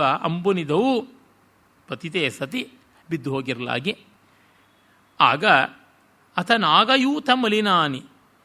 ಆ ಸಂದರ್ಭದಲ್ಲಿ ಕಪ್ಪಗೆ ಆನೆಗಳ ಹಾಗೆ ಇರತಕ್ಕಂಥ ಕತ್ತಲುಗಳು ತಮಾಂಸಿ ಜಗತ್ಪರಿತಃ ತರಿರೆ ಆವರಿಸಿಕೊಂಡವು ಅಂತ. ಇಲ್ಲಿ ನೋಡಿ ಒಂದು ಪಂಚತಂತ್ರದ ಕಥೆ ಜ್ಞಾಪಕ ಆಗುತ್ತದೆ. ಒಂದು ಸಿಂಹ ಅದು ಎಲ್ಲರನ್ನೂ ಕ್ಷೋಭೆ ಮಾಡ್ತಾ ಇತ್ತು, ಕಾಡಲ್ಲಿದ್ದ ಜೀವರಾಶಿಗಳನ್ನೆಲ್ಲ ಗೋಳುಗುಟ್ಟಿಸ್ತಾ ಇತ್ತು. ಕಡೆಗೆ ಎಲ್ಲರೂ ಒಪ್ಪಂದ ಮಾಡಿಕೊಂಡ್ರು, ನಿನಗೆ ನಾವು ಪ್ರತಿ ದಿವಸ ಒಂದು ಪ್ರಾಣಿಯನ್ನು ಕಳಿಸ್ಕೊಡ್ತೀವಿ, ನೀನು ಮಾತ್ರ ಎಲ್ಲರನ್ನೂ ಸುಮ್ಮನೆ ಕೊಂದು ಬಿಡಬೇಡ ಅಂತ. ಆಯಿತು ಅಂತ ಅದು ಒಪ್ಕೊಂಡಿರ್ತದೆ. ಆಮೇಲೆ ಪ್ರತಿ ದಿವಸ ಕಳಿಸ್ಕೊಡ್ತಾ ಇದ್ದಾಗ ಒಂದು ಮೊಲದ ಸರದಿ ಬಿಡುತ್ತದೆ, ಅದು ನಿಧಾನ ಮಾಡಿಕೊಂಡು ಹೋಗುತ್ತದೆ. ಆಮೇಲೆ ಸಿಂಹಕ್ಕೆ ಕೋಪ ಬರುತ್ತದೆ, ರೋಷ ಕಷಾಯಿತವಾಗಿ. ಯಾತಕ್ಕೆ ತಡ ಅಂದರೆ ಇನ್ನೊಂದು ಸಿಂಹ ನನ್ನ ಹಿಡಿದಿತ್ತು, ಬಿಡಿಸ್ಕೊಂಡು ಬರೋದಕ್ಕೆ ಕಷ್ಟವಾಯಿತು, ಹಾಗೆ ಬಿಡಿಸಿಕೊಂಡು ಬಂದಿದ್ದೀನಿ ಅಂತ. ಎಲ್ಲಿ ಆ ಸಿಂಹ, ಅದನ್ನೇ ಕೊಲ್ತೀನಿ ಅಂತ ಬಂದಾಗ ಅದು ಕರ್ಕೊಂಡು ಹೋಗಿ ಒಂದು ಹಾಳು ಬಾವಿ ತೋರಿಸ್ತು. ಅದರ ಒಳಗಡೆ ಇದೆ ನೋಡುಂದಾಗ ತನ್ನ ಪ್ರತಿಬಿಂಬವನ್ನೇ ತಾನು ಸಿಂಹ ಅಂತ ಕಂಡು ಗರ್ಜಿಸ್ತಾ ಬಿದ್ದು ಸತ್ತೋಯ್ತು. ಒಟ್ಟಿನಲ್ಲಿ ಪೀಡೆ ಬಿಡುಗಡೆ ಆಯಿತು ಅಂತ ಸಮಾಧಾನವಾಯಿತು ಅನ್ನುವ ಕಥೆ ಉಂಟಲ್ಲ, ಅದನ್ನು ಇಲ್ಲಿ ಧ್ವನಿಸ್ತಾ ಇರತಕ್ಕಂಥದ್ದು. ಸೂರ್ಯ ಅನ್ನುವ ಸಿಂಹ ನೋಡಿ, ಸೂರ್ಯನ ಕೆಂಪುತನಕ್ಕೆ, ಆ ಸ್ವರ್ಣಾರುಣವಾದ ಛಾಯೆಗೆ, ಕಿರಣಗಳೆನ್ನುವ ಕೇಸರಗಳಿಗೆ ಸಿಂಹಕ್ಕೆ ಒಂದು ಹೋಲಿಕೆ ಇದೆ. ಅಷ್ಟರ ಮಟ್ಟಿಗೆ ಹೋಲಿಕೆ ಇಟ್ಟುಕೊಂಡು ಕವಿಗಳು ಮಾಡ್ತಾರೆ. ಈಗ ಸೂರ್ಯನನ್ನು ಒಂದು ಅರಮನೆ ಅಂತ ಹೋಲಿಸೋಕ್ಕಾಗೋಲ್ಲ, ಒಂದು ಮರ ಅಂತ ಹೋಲಿಸೋಕ್ಕಾಗೋಲ್ಲ. ಸೂರ್ಯನನ್ನು ಒಂದು ಕರ್ಣಕುಂಡಲ ಅಂತ ಅನ್ಬೋದು, ಒಂದು ಕನ್ನಡಿ ಅನ್ಬೋದು, ಒಂದು ತಟ್ಟೆ ಅಂತ ಅನ್ಬೋದು, ಒಂದು ಸಿಂಹದ ಮುಖ ಅಂತ ಅನ್ಬೋದು. ಒಟ್ಟಿನಲ್ಲಿ ಒಂದು ವರ್ತುಲಾಕಾರಕ್ಕೆ ಹತ್ತಿರ ಬರುವಂತೆ ಇರಬೇಕು, ಅಥವಾ ಒಂದು ಬಣ್ಣವಾದರೂ ಆ ರೀತಿ ಇರಬೇಕು. ಅಂದರೆ ಹೋಲಿಕೆ ಕೊಡೋದಕ್ಕೆ ಏಕದೇಶೀಯವಾದ ಒಂದು ಸಾಮ್ಯವಾದರೂ ಚೆನ್ನಾಗಿರಬೇಕು. ಇಲ್ಲದೇ ಇದ್ದರೆ ಆಗೋದಿಲ್ಲ, ಅದು ಅರ್ಥವೇ ಆಗದಂತೆ ಒದ್ದಾಟ ಆಗುತ್ತದೆ. ಇಲ್ಲಿ ನಾವು ಅಂಥ ಸುಂದರವಾದ ಒಂದು ಪಂಚತಂತ್ರದ ಕಥೆಯನ್ನು ಕವಿ ಜ್ಞಾಪಿಸಿಕೊಟ್ಟಿದ್ದನ್ನು ಕಾಣ್ತೀವಿ. ಮುಂದೆ ಹೇಳ್ತಾನೆ, ಕಿಮಲಂಬ ತಾಂಬರ ವಿಲಗ್ನವದ ಕಿಮವರ್ಧತೋರ್ಧ್ವ ಅವನೀತಲತಃ ವಿಸಸಾರ ತಿರ್ಯಗತ ದಿಗ್ಭ್ಯಯಿತಿ ಪ್ರಚುರೀಭವನ್ನ ನಿರಧಾರಿತಮಃ. ಈಗ ಸೂರ್ಯಾಸ್ತ ಆಯಿತು, ಕತ್ತಲಿನ ವರ್ಣನೆಯನ್ನು ಕವಿ ಮಾಡ್ತಾನೆ. ಇದು ನೋಡಿ, ನಮ್ಮ ಸಂಸ್ಕೃತ ಕವಿಗಳು, ಹಳಗನ್ನಡದ ಕವಿಗಳು ಎಲ್ಲ ಚೆನ್ನಾಗಿರೋದ್ರ ವರ್ಣನೆ ಜೊತೆಗೆ ಅಷ್ಟು ಚೆನ್ನಾಗಿಲ್ಲ ಅಂತ ಹೇಳುವ ಕತ್ತಲನ್ನು ತುಂಬ ಚೆನ್ನಾಗಿ ವರ್ಣನೆ ಮಾಡ್ತಾರೆ. ಕನ್ನಡದಲ್ಲಿ ಕತ್ತಲಿನ ಕವಿ ಅಂತಲೇ ಹೆಸರಾದವರು ಪೂತಿ ನರಸಿಂಹಾಚಾರ್ಯರು. ಪೂತಿನ ಅಂದರೆ ಕತ್ತಲನ್ನು ತುಂಬ ಚೆನ್ನಾಗಿ ವರ್ಣಿಸಿದವರು ಅಂತ. ಶರ್ವರಿ ಸುಷಮೆ ಅಂತ ಅವರು ಬಹಳ ಸೊಗಸಾದ ಒಂದು ಕವಿತೆಯನ್ನೇ ಬರೆದಿದ್ದಾರೆ. ತಮ್ಮ ಕವನ ಸಂಕಲನಕ್ಕೆ ಆ ಹೆಸರಿಟ್ಟಿದ್ದಾರೆ. ನಾನು ಕೂಡ ಸಂಸ್ಕೃತದಲ್ಲಿ ಒಂದು ವಿಸ್ತೃತವಾದ ಕವಿತೆಯನ್ನೇ ನಕ್ತ ಸೂಕ್ತ ಅಂತ ಬರೆದಿದ್ದೀನಿ. ದೀರ್ಘವಾಗಿ ಕತ್ತಲಿನ ಬಗೆ ಬಗೆಯ ಕಲ್ಪನೆ ಮಾಡಿರುವಂಥದ್ದು.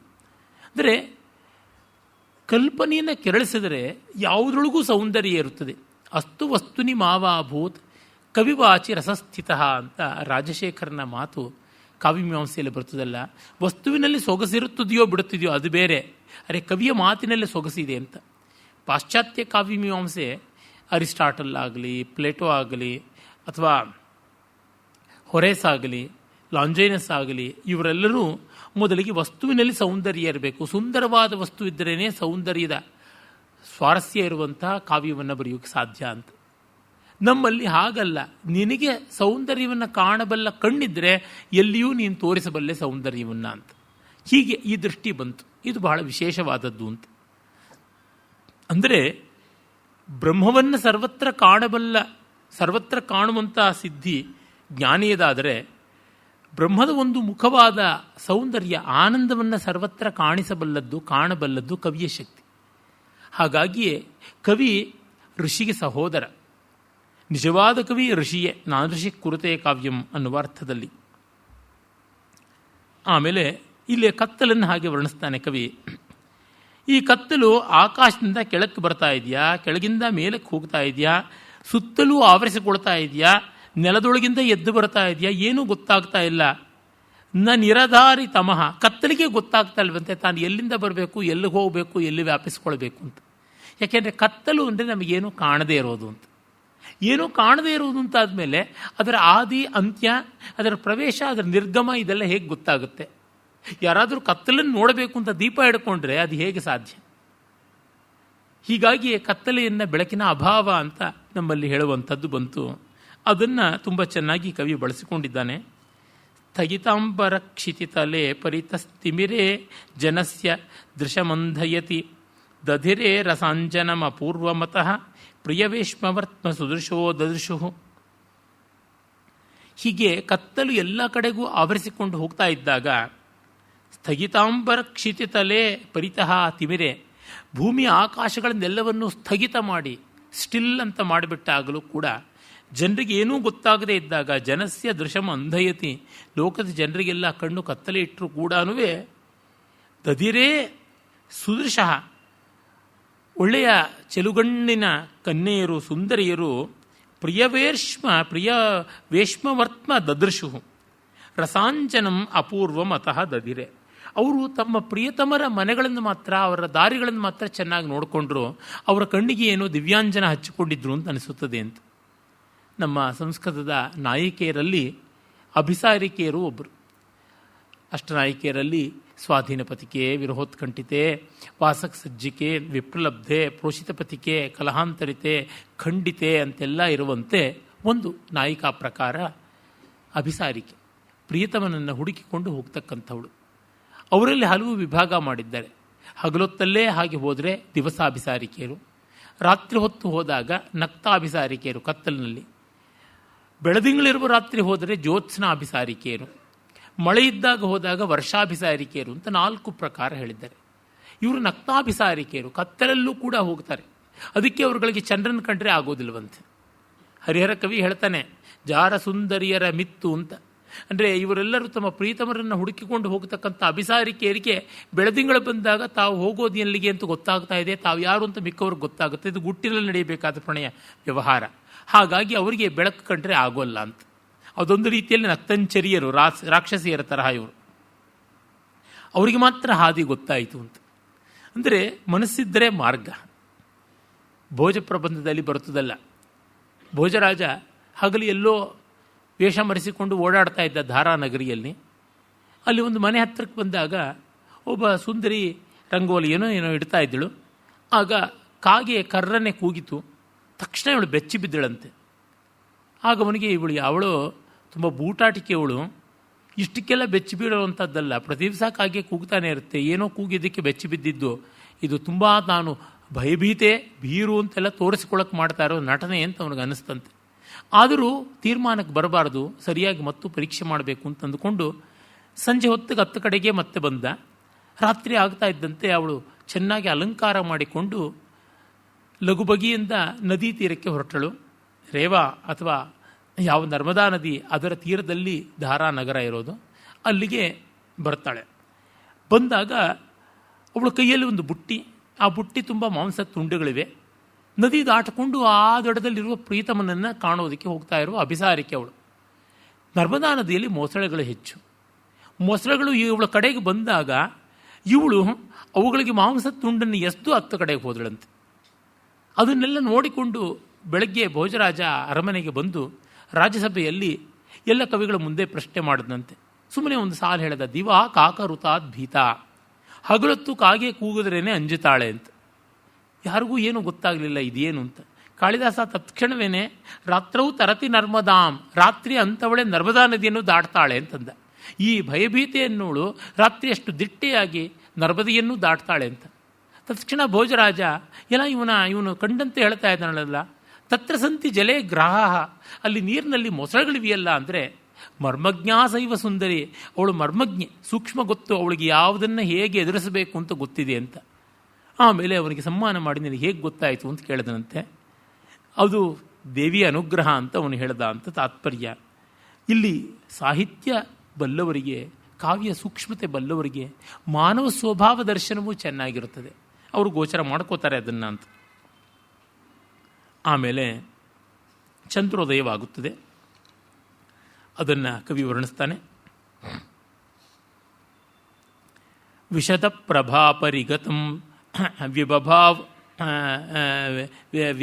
ವಿಬಭೌ ಉದಯಾಚಲ ವ್ಯವಹಿತೇಂದುವಪು ಮುಖಮಪ್ರಕಾಶದಶನಂ ಶನಕೈಃ ಸವಿಲಾಸಹಾಸಮಿವ ಶಕ್ರದಿಶಃ. ವಿಶದ ಪ್ರಭಾಪರಿಗತಂ ವಿಬಭೌ ಉದಯಾಚಲ ವ್ಯವಹಿತ ಇಂದುವಪು ಮುಖಂ ಅಪ್ರಕಾಶ ದಶನಂ ಶನಕೈ ಸವಿಲಾಸಹಾಸಂ ಇವ ಶಕ್ರದಿಶಃ. ಶಕ್ರದಿಕ್ ಅಂದರೆ ಪೂರ್ವ ದಿಕ್ಕು, ಇಂದ್ರನದು ದಿಕ್ಕು ಆಖಂಡಲ ದಿಕ್ಕಂತಲೂ ಕರೀತಾರೆ. ಪಶ್ಚಿಮ ದಿಕ್ಕು ವರುಣನಿಗೆ, ಪೂರ್ವದ್ದು ಇಂದ್ರನಿಗೆ, ಉತ್ತರದ್ದು ಕುಬೇರನಿಗೆ, ದಕ್ಷಿಣದ್ದು ಯಮನಿಗೆ ಅಂತ ಉಂಟು. ಆ ಪೂರ್ವ ದಿಕ್ಕಿನಲ್ಲಿ ಉದಯಾಚಲದ ಮೇಲೆ ಚಂದ್ರ ಸುಂದರವಾಗಿ ಕಾಂತಿ ಕಂದಲಿತವಾಗಿ ಕಾಣ್ತಾ ಇದ್ದಾಗ ಅದು ಹೇಗಿತ್ತು ಅಂತಂದರೆ ಹಲ್ಲಿಲ್ಲದ ಬೊಚ್ಚುಬಾಯಲ್ಲಿ ನಗುತ್ತಾ ಇರುವ ಮಗುವಿನ ನಗೆ ಹಾಗೆ ಕಾಣಿಸ್ತು ಅಂತ. ಬಾಲಚಂದ್ರ ಅಲ್ವಾ, ಅದಕ್ಕೆ ಹಲ್ಲಿಲ್ಲ ಅಂತ. ಮತ್ತು ಆ ಬಾಲಚಂದ್ರ ರೇಖಾ ಮಾತ್ರವಾಗಿರ್ತಾನೆ. ಅದು ನೋಡಿದ್ರೆ ಬಾಯಿ ಬಿಟ್ಟಂತೆ ಕಾಣುತ್ತದೆ, ಆದರೆ ಹಲ್ಲಿಲ್ಲ. ನೀವು ನೋಡಿರ್ಬೋದು, ಮಕ್ಕಳೆಲ್ಲ ಚಿತ್ರ ಬರೆಯುವಾಗ ಒಂದು ವರ್ತುಲ ಹಾಕಿ 2 ಚುಕ್ಕೆ ಇಟ್ಟು ಕಣ್ಣು, ಒಂದು ಚಂದ್ರ ರೇಖೆಯನ್ನು ಬರೆದರೆ ಬಾಯಿ, ನಗನಗ್ತಾ ಇರೋ ಬಾಯಿ ಅಂತ, ಅದರೊಳಗೆ ಹಲ್ಲಿಲ್ಲವಲ್ಲ. ಆ ರೀತಿಯಾಗಿ ಕಾಣಿಸ್ತು ಅಂತನ್ನುವುದನ್ನು ಕವಿ ತುಂಬ ಸುಂದರವಾದ ರೀತಿಯಲ್ಲಿ ಮಾಡಿದ್ದಾನೆ. ಆಮೇಲೆ ಮತ್ತೊಂದು ಚಂದ್ರೋದಯದ ಮಜಲನ್ನು ತೋರಿಸ್ತಾನೆ. ಕಲಯಾ ತುಷಾರ ಕಿರಣಸ್ಯ ಪುರಃ ಪರಿಮಂದ ಭಿನ್ನ ತಿಮಿರೌಘಜಟಂ ಕ್ಷಣಮಭ್ಯುಪದ್ಯತ ಜನೈರ್ನಮೃಷ ಗಗನಂ ಗಣಾಧಿಪತಿ ಮೂರ್ತಿರಿತಿ. ಆಗ ಚಂದ್ರಕಿರಣ ತಂಪಾಗಿ ಎಲ್ಲ ವಿಸ್ತೃತವಾಗ್ತಾ ಬಂತು. ಹಾಗೆ ನೋಡಿದಾಗ ಅದರ ರೇಖಾ ವಿನ್ಯಾಸವನ್ನು ನೋಡಿದಾಗ ಗಣಪತಿಯೇ ಆವಿರ್ಭವಿಸಿದನ ಅನ್ನುವಂತೆ ಕಾಣ್ತಾ ಇತ್ತು. ಮುಖಂ ಕ್ಷಣಮಭ್ಯಪದ್ಯತ ಜನೈ ನಮೃಷಾ ಗಗನಂ ಗಣಾಧಿಪತಿ ಮೂರ್ತಿ ರೀತಿ ಅಂತ. ಆ ಚಂದ್ರಲೇಖೆ ಗಣಪತಿಯ ದಂತದ ಹಾಗೆ ತೋರಿತು ಅಂತ. ಬಾಲಚಂದ್ರ ಹಾಗೆ ಕಾಣಿಸಿದ. ಗಣಪತಿ ಪ್ರಥಮ ದೇವತೆ, ಆಕಾಶಕ್ಕೆ ಮೊದಲ ಒಂದು ಹೆಜ್ಜೆಯಾಗಿ ರಾತ್ರಿಯಲ್ಲಿ ಕಂಡ ಚಂದ್ರ ಆ ರೀತಿಯಲ್ಲಿದ್ದ ಅಂತ ಕವಿಯ ಕಲ್ಪನೆ. ಪ್ರಥಮಂ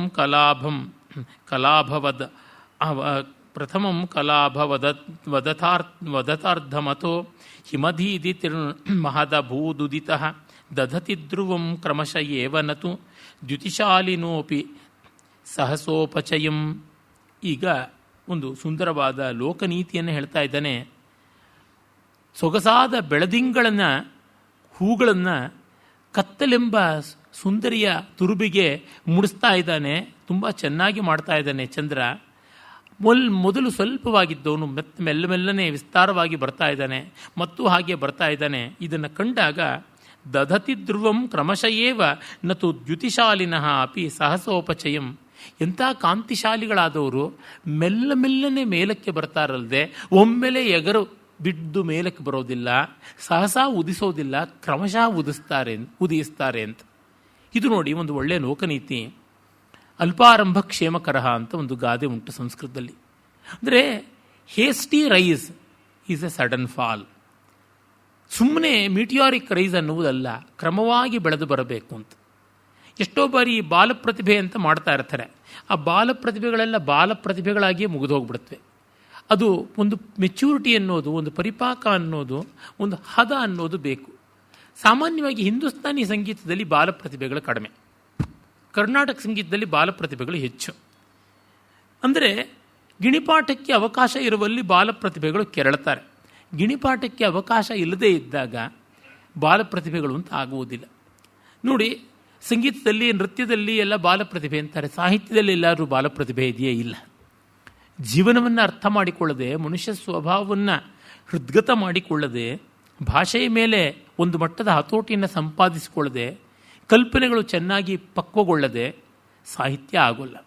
ಅದಕ್ಕೆ ಒಂದಿಷ್ಟು ಕಾಲ ಬೇಕಾಗುತ್ತದೆ. ಹಾಗಾಗಿ ಇಲ್ಲಿ ಬಾಲಪ್ರತಿಭೆಗಳಿಗೆ ಅವಕಾಶ ಕಡಿಮೆ. ಬಾಲಪ್ರತಿಭೆ ಬಾಲ ಸಾಹಿತ್ಯವನ್ನೇ ಬರೆಯೋದಾಗುತ್ತದೆ. ಅಂದರೆ ತತ್ಕ್ಷಣ ಮೇಲೆ ಬಂದುಬಿಟ್ರು ಅಂತನ್ನುವುದು ಈ ಸ್ಪೋರ್ಟ್ಸ್ ಈ ಥರದೊಳಗೆ, ಅದರೊಳಗೂ ವಿಶೇಷವಾಗಿ ಅಥ್ಲೆಟಿಕ್ಸಲ್ಲಿ, ಅದರೊಳಗೂ ಮತ್ತು ವಿಶೇಷವಾಗಿ ಹೇಳೋದಿದ್ದರೆ ಜಿಮ್ನಾಸ್ಟಿಕ್ಸು, ಈ ಥರದೊಳಗೆ ಆ ಎಳೆ ಮೈ ತುಂಬ ಚೆನ್ನಾಗಿ ಬಾಗು ಬಳಕುಗಳಿಂದ ಕೂಡಿದ್ದು ಹೆಂಗಂದರೆ ಹಾಗೆ ನೆಗೆಯುತ್ತದೆ, ಜಾರುತ್ತದೆ, ಎಗರುತ್ತದೆ. ಹಾಗಿದ್ದಾಗ ಮಾಡ್ಬೋದು. ಇದು ಅಲ್ಲಿ ಕಾಣತಕ್ಕಂಥದ್ದು. ಅಂದರೆ ನಮ್ಮ ಪರಂಪರೆ ಯಾವತ್ತೂ ಕ್ರಮವಾದ ಬೆಳವಣಿಗೆಯನ್ನು ಒಪ್ಪಿದ್ದು. ಅಕ್ರಮವಾದ ಬೆಳವಣಿಗೆ ಅಲ್ಲ ಅಂತ. ಇದು ಸಹಸೋಪಚಯ ಅನ್ನುವುದು ಇಲ್ಲ ಅಂತನ್ನುವ ಅರ್ಥದಲ್ಲಿ ಕವಿ ಹೇಳ್ತಾ ಇದ್ದಾನೆ. ಆಮೇಲೆ ಅಥಲಕ್ಷ್ಮಣಾನುಗತ ಕಾಂತವಪುರ್ ಜಲಧಿಂ ವಿಲಂಘ್ಯ ಶಶಿದಾಶರಥಿ ಪರಿವಾರಿತ ಪರಿತಋಕ್ಷಗಣೈ ತಿಮಿರೌಘರಾಕ್ಷಸ ಕುಲಂ ಬಿಬಿಧೆ. ಒಂದು ಸಾವಯವ ರೂಪಕಾಲಂಕಾರದಲ್ಲಿ ರಾಮಾಯಣವನ್ನೇ ಹೇಳಿಬಿಟ್ಟಿದ್ದಾನೆ.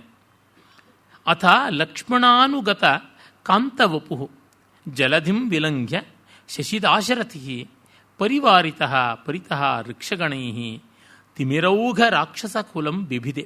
ಒಳ್ಳೆಯ ಶ್ಲೇಷಾಲಂಕಾರವೂ ಇದೆ. ರಾಮ ಲಕ್ಷ್ಮಣನಿಗೆ ಪ್ರೀತಿಪಾತ್ರನಾದವನು, ಹಾಗಾಗಿ ಲಕ್ಷ್ಮಣ ರಾಮನನ್ನು ಹಿಂಬಾಲಿಸ್ತಾರೆ. ಈ ಲಕ್ಷ್ಮಣ ಅನ್ನೋದಕ್ಕೆ ಒಂದು ಒಳ್ಳೆಯ ಲಾಂಛನ ಅಂತಲೂ ಅರ್ಥ. ಚಂದ್ರನಿಗೆ ಕಪ್ಪು ಮಚ್ಚೆ ಇರ್ತದಲ್ಲ, ಅದು ಲಕ್ಷ್ಮಣ ಅಂತ ಹೇಳ್ತಾರೆ. ಲಕ್ಷ್ಮಣಾನುಗತ ಕಾಂತವಪು ಅಂದರೆ ಮಚ್ಚೆಯಿಂದ ಕೂಡಿದ ಸುಂದರವಾದ ಶರೀರ ಅಂತ. ಇನ್ನೊಂದು ಲಕ್ಷ್ಮಣಾನುಗತವಾದ ಸುಂದರ ಶರೀರವುಳ್ಳ ರಾಮ ಜಲಧಿಂ ವಿಲಂಘ್ಯ ಅಂದರೆ ಸಮುದ್ರದಿಂದ ಹಾರಿ ಚಂದ್ರಬಿಂಬ ಬಂತು. ಇನ್ನೊಂದು ರಾಮ ಸಮುದ್ರವನ್ನು ಹಾರಿ ಲಂಕೆಯನ್ನು ಪ್ರವೇಶಿಸಿದ. ಶಶಿದಾಶರಥಿ, ಶಶಿಯೆಂಬ ಚಂದ್ರನೆಂಬ ದಾಶರಥಿ ವೃಕ್ಷಗಣೈ ಪರಿತಃ ಪರಿವಾರಿತ. ವೃಕ್ಷಗಣ ಅಂದರೆ ನಕ್ಷತ್ರಗಣ ಅಂತ ಒಂದರ್ಥ, ಇನ್ನೊಂದು ಭಲ್ಲೂಕಗಣ ಅಂತ. ವಾನರ ಭಲ್ಲೂಕಗಳಿಂದ ಆವೃತನಾಗಿ ರಾಮ ಲಂಕೆಯ ಮೇಲೆ ದಂಡೆತ್ತಿ ಹೋದ ಅಂತ ಕಥೆ ಉಂಟು.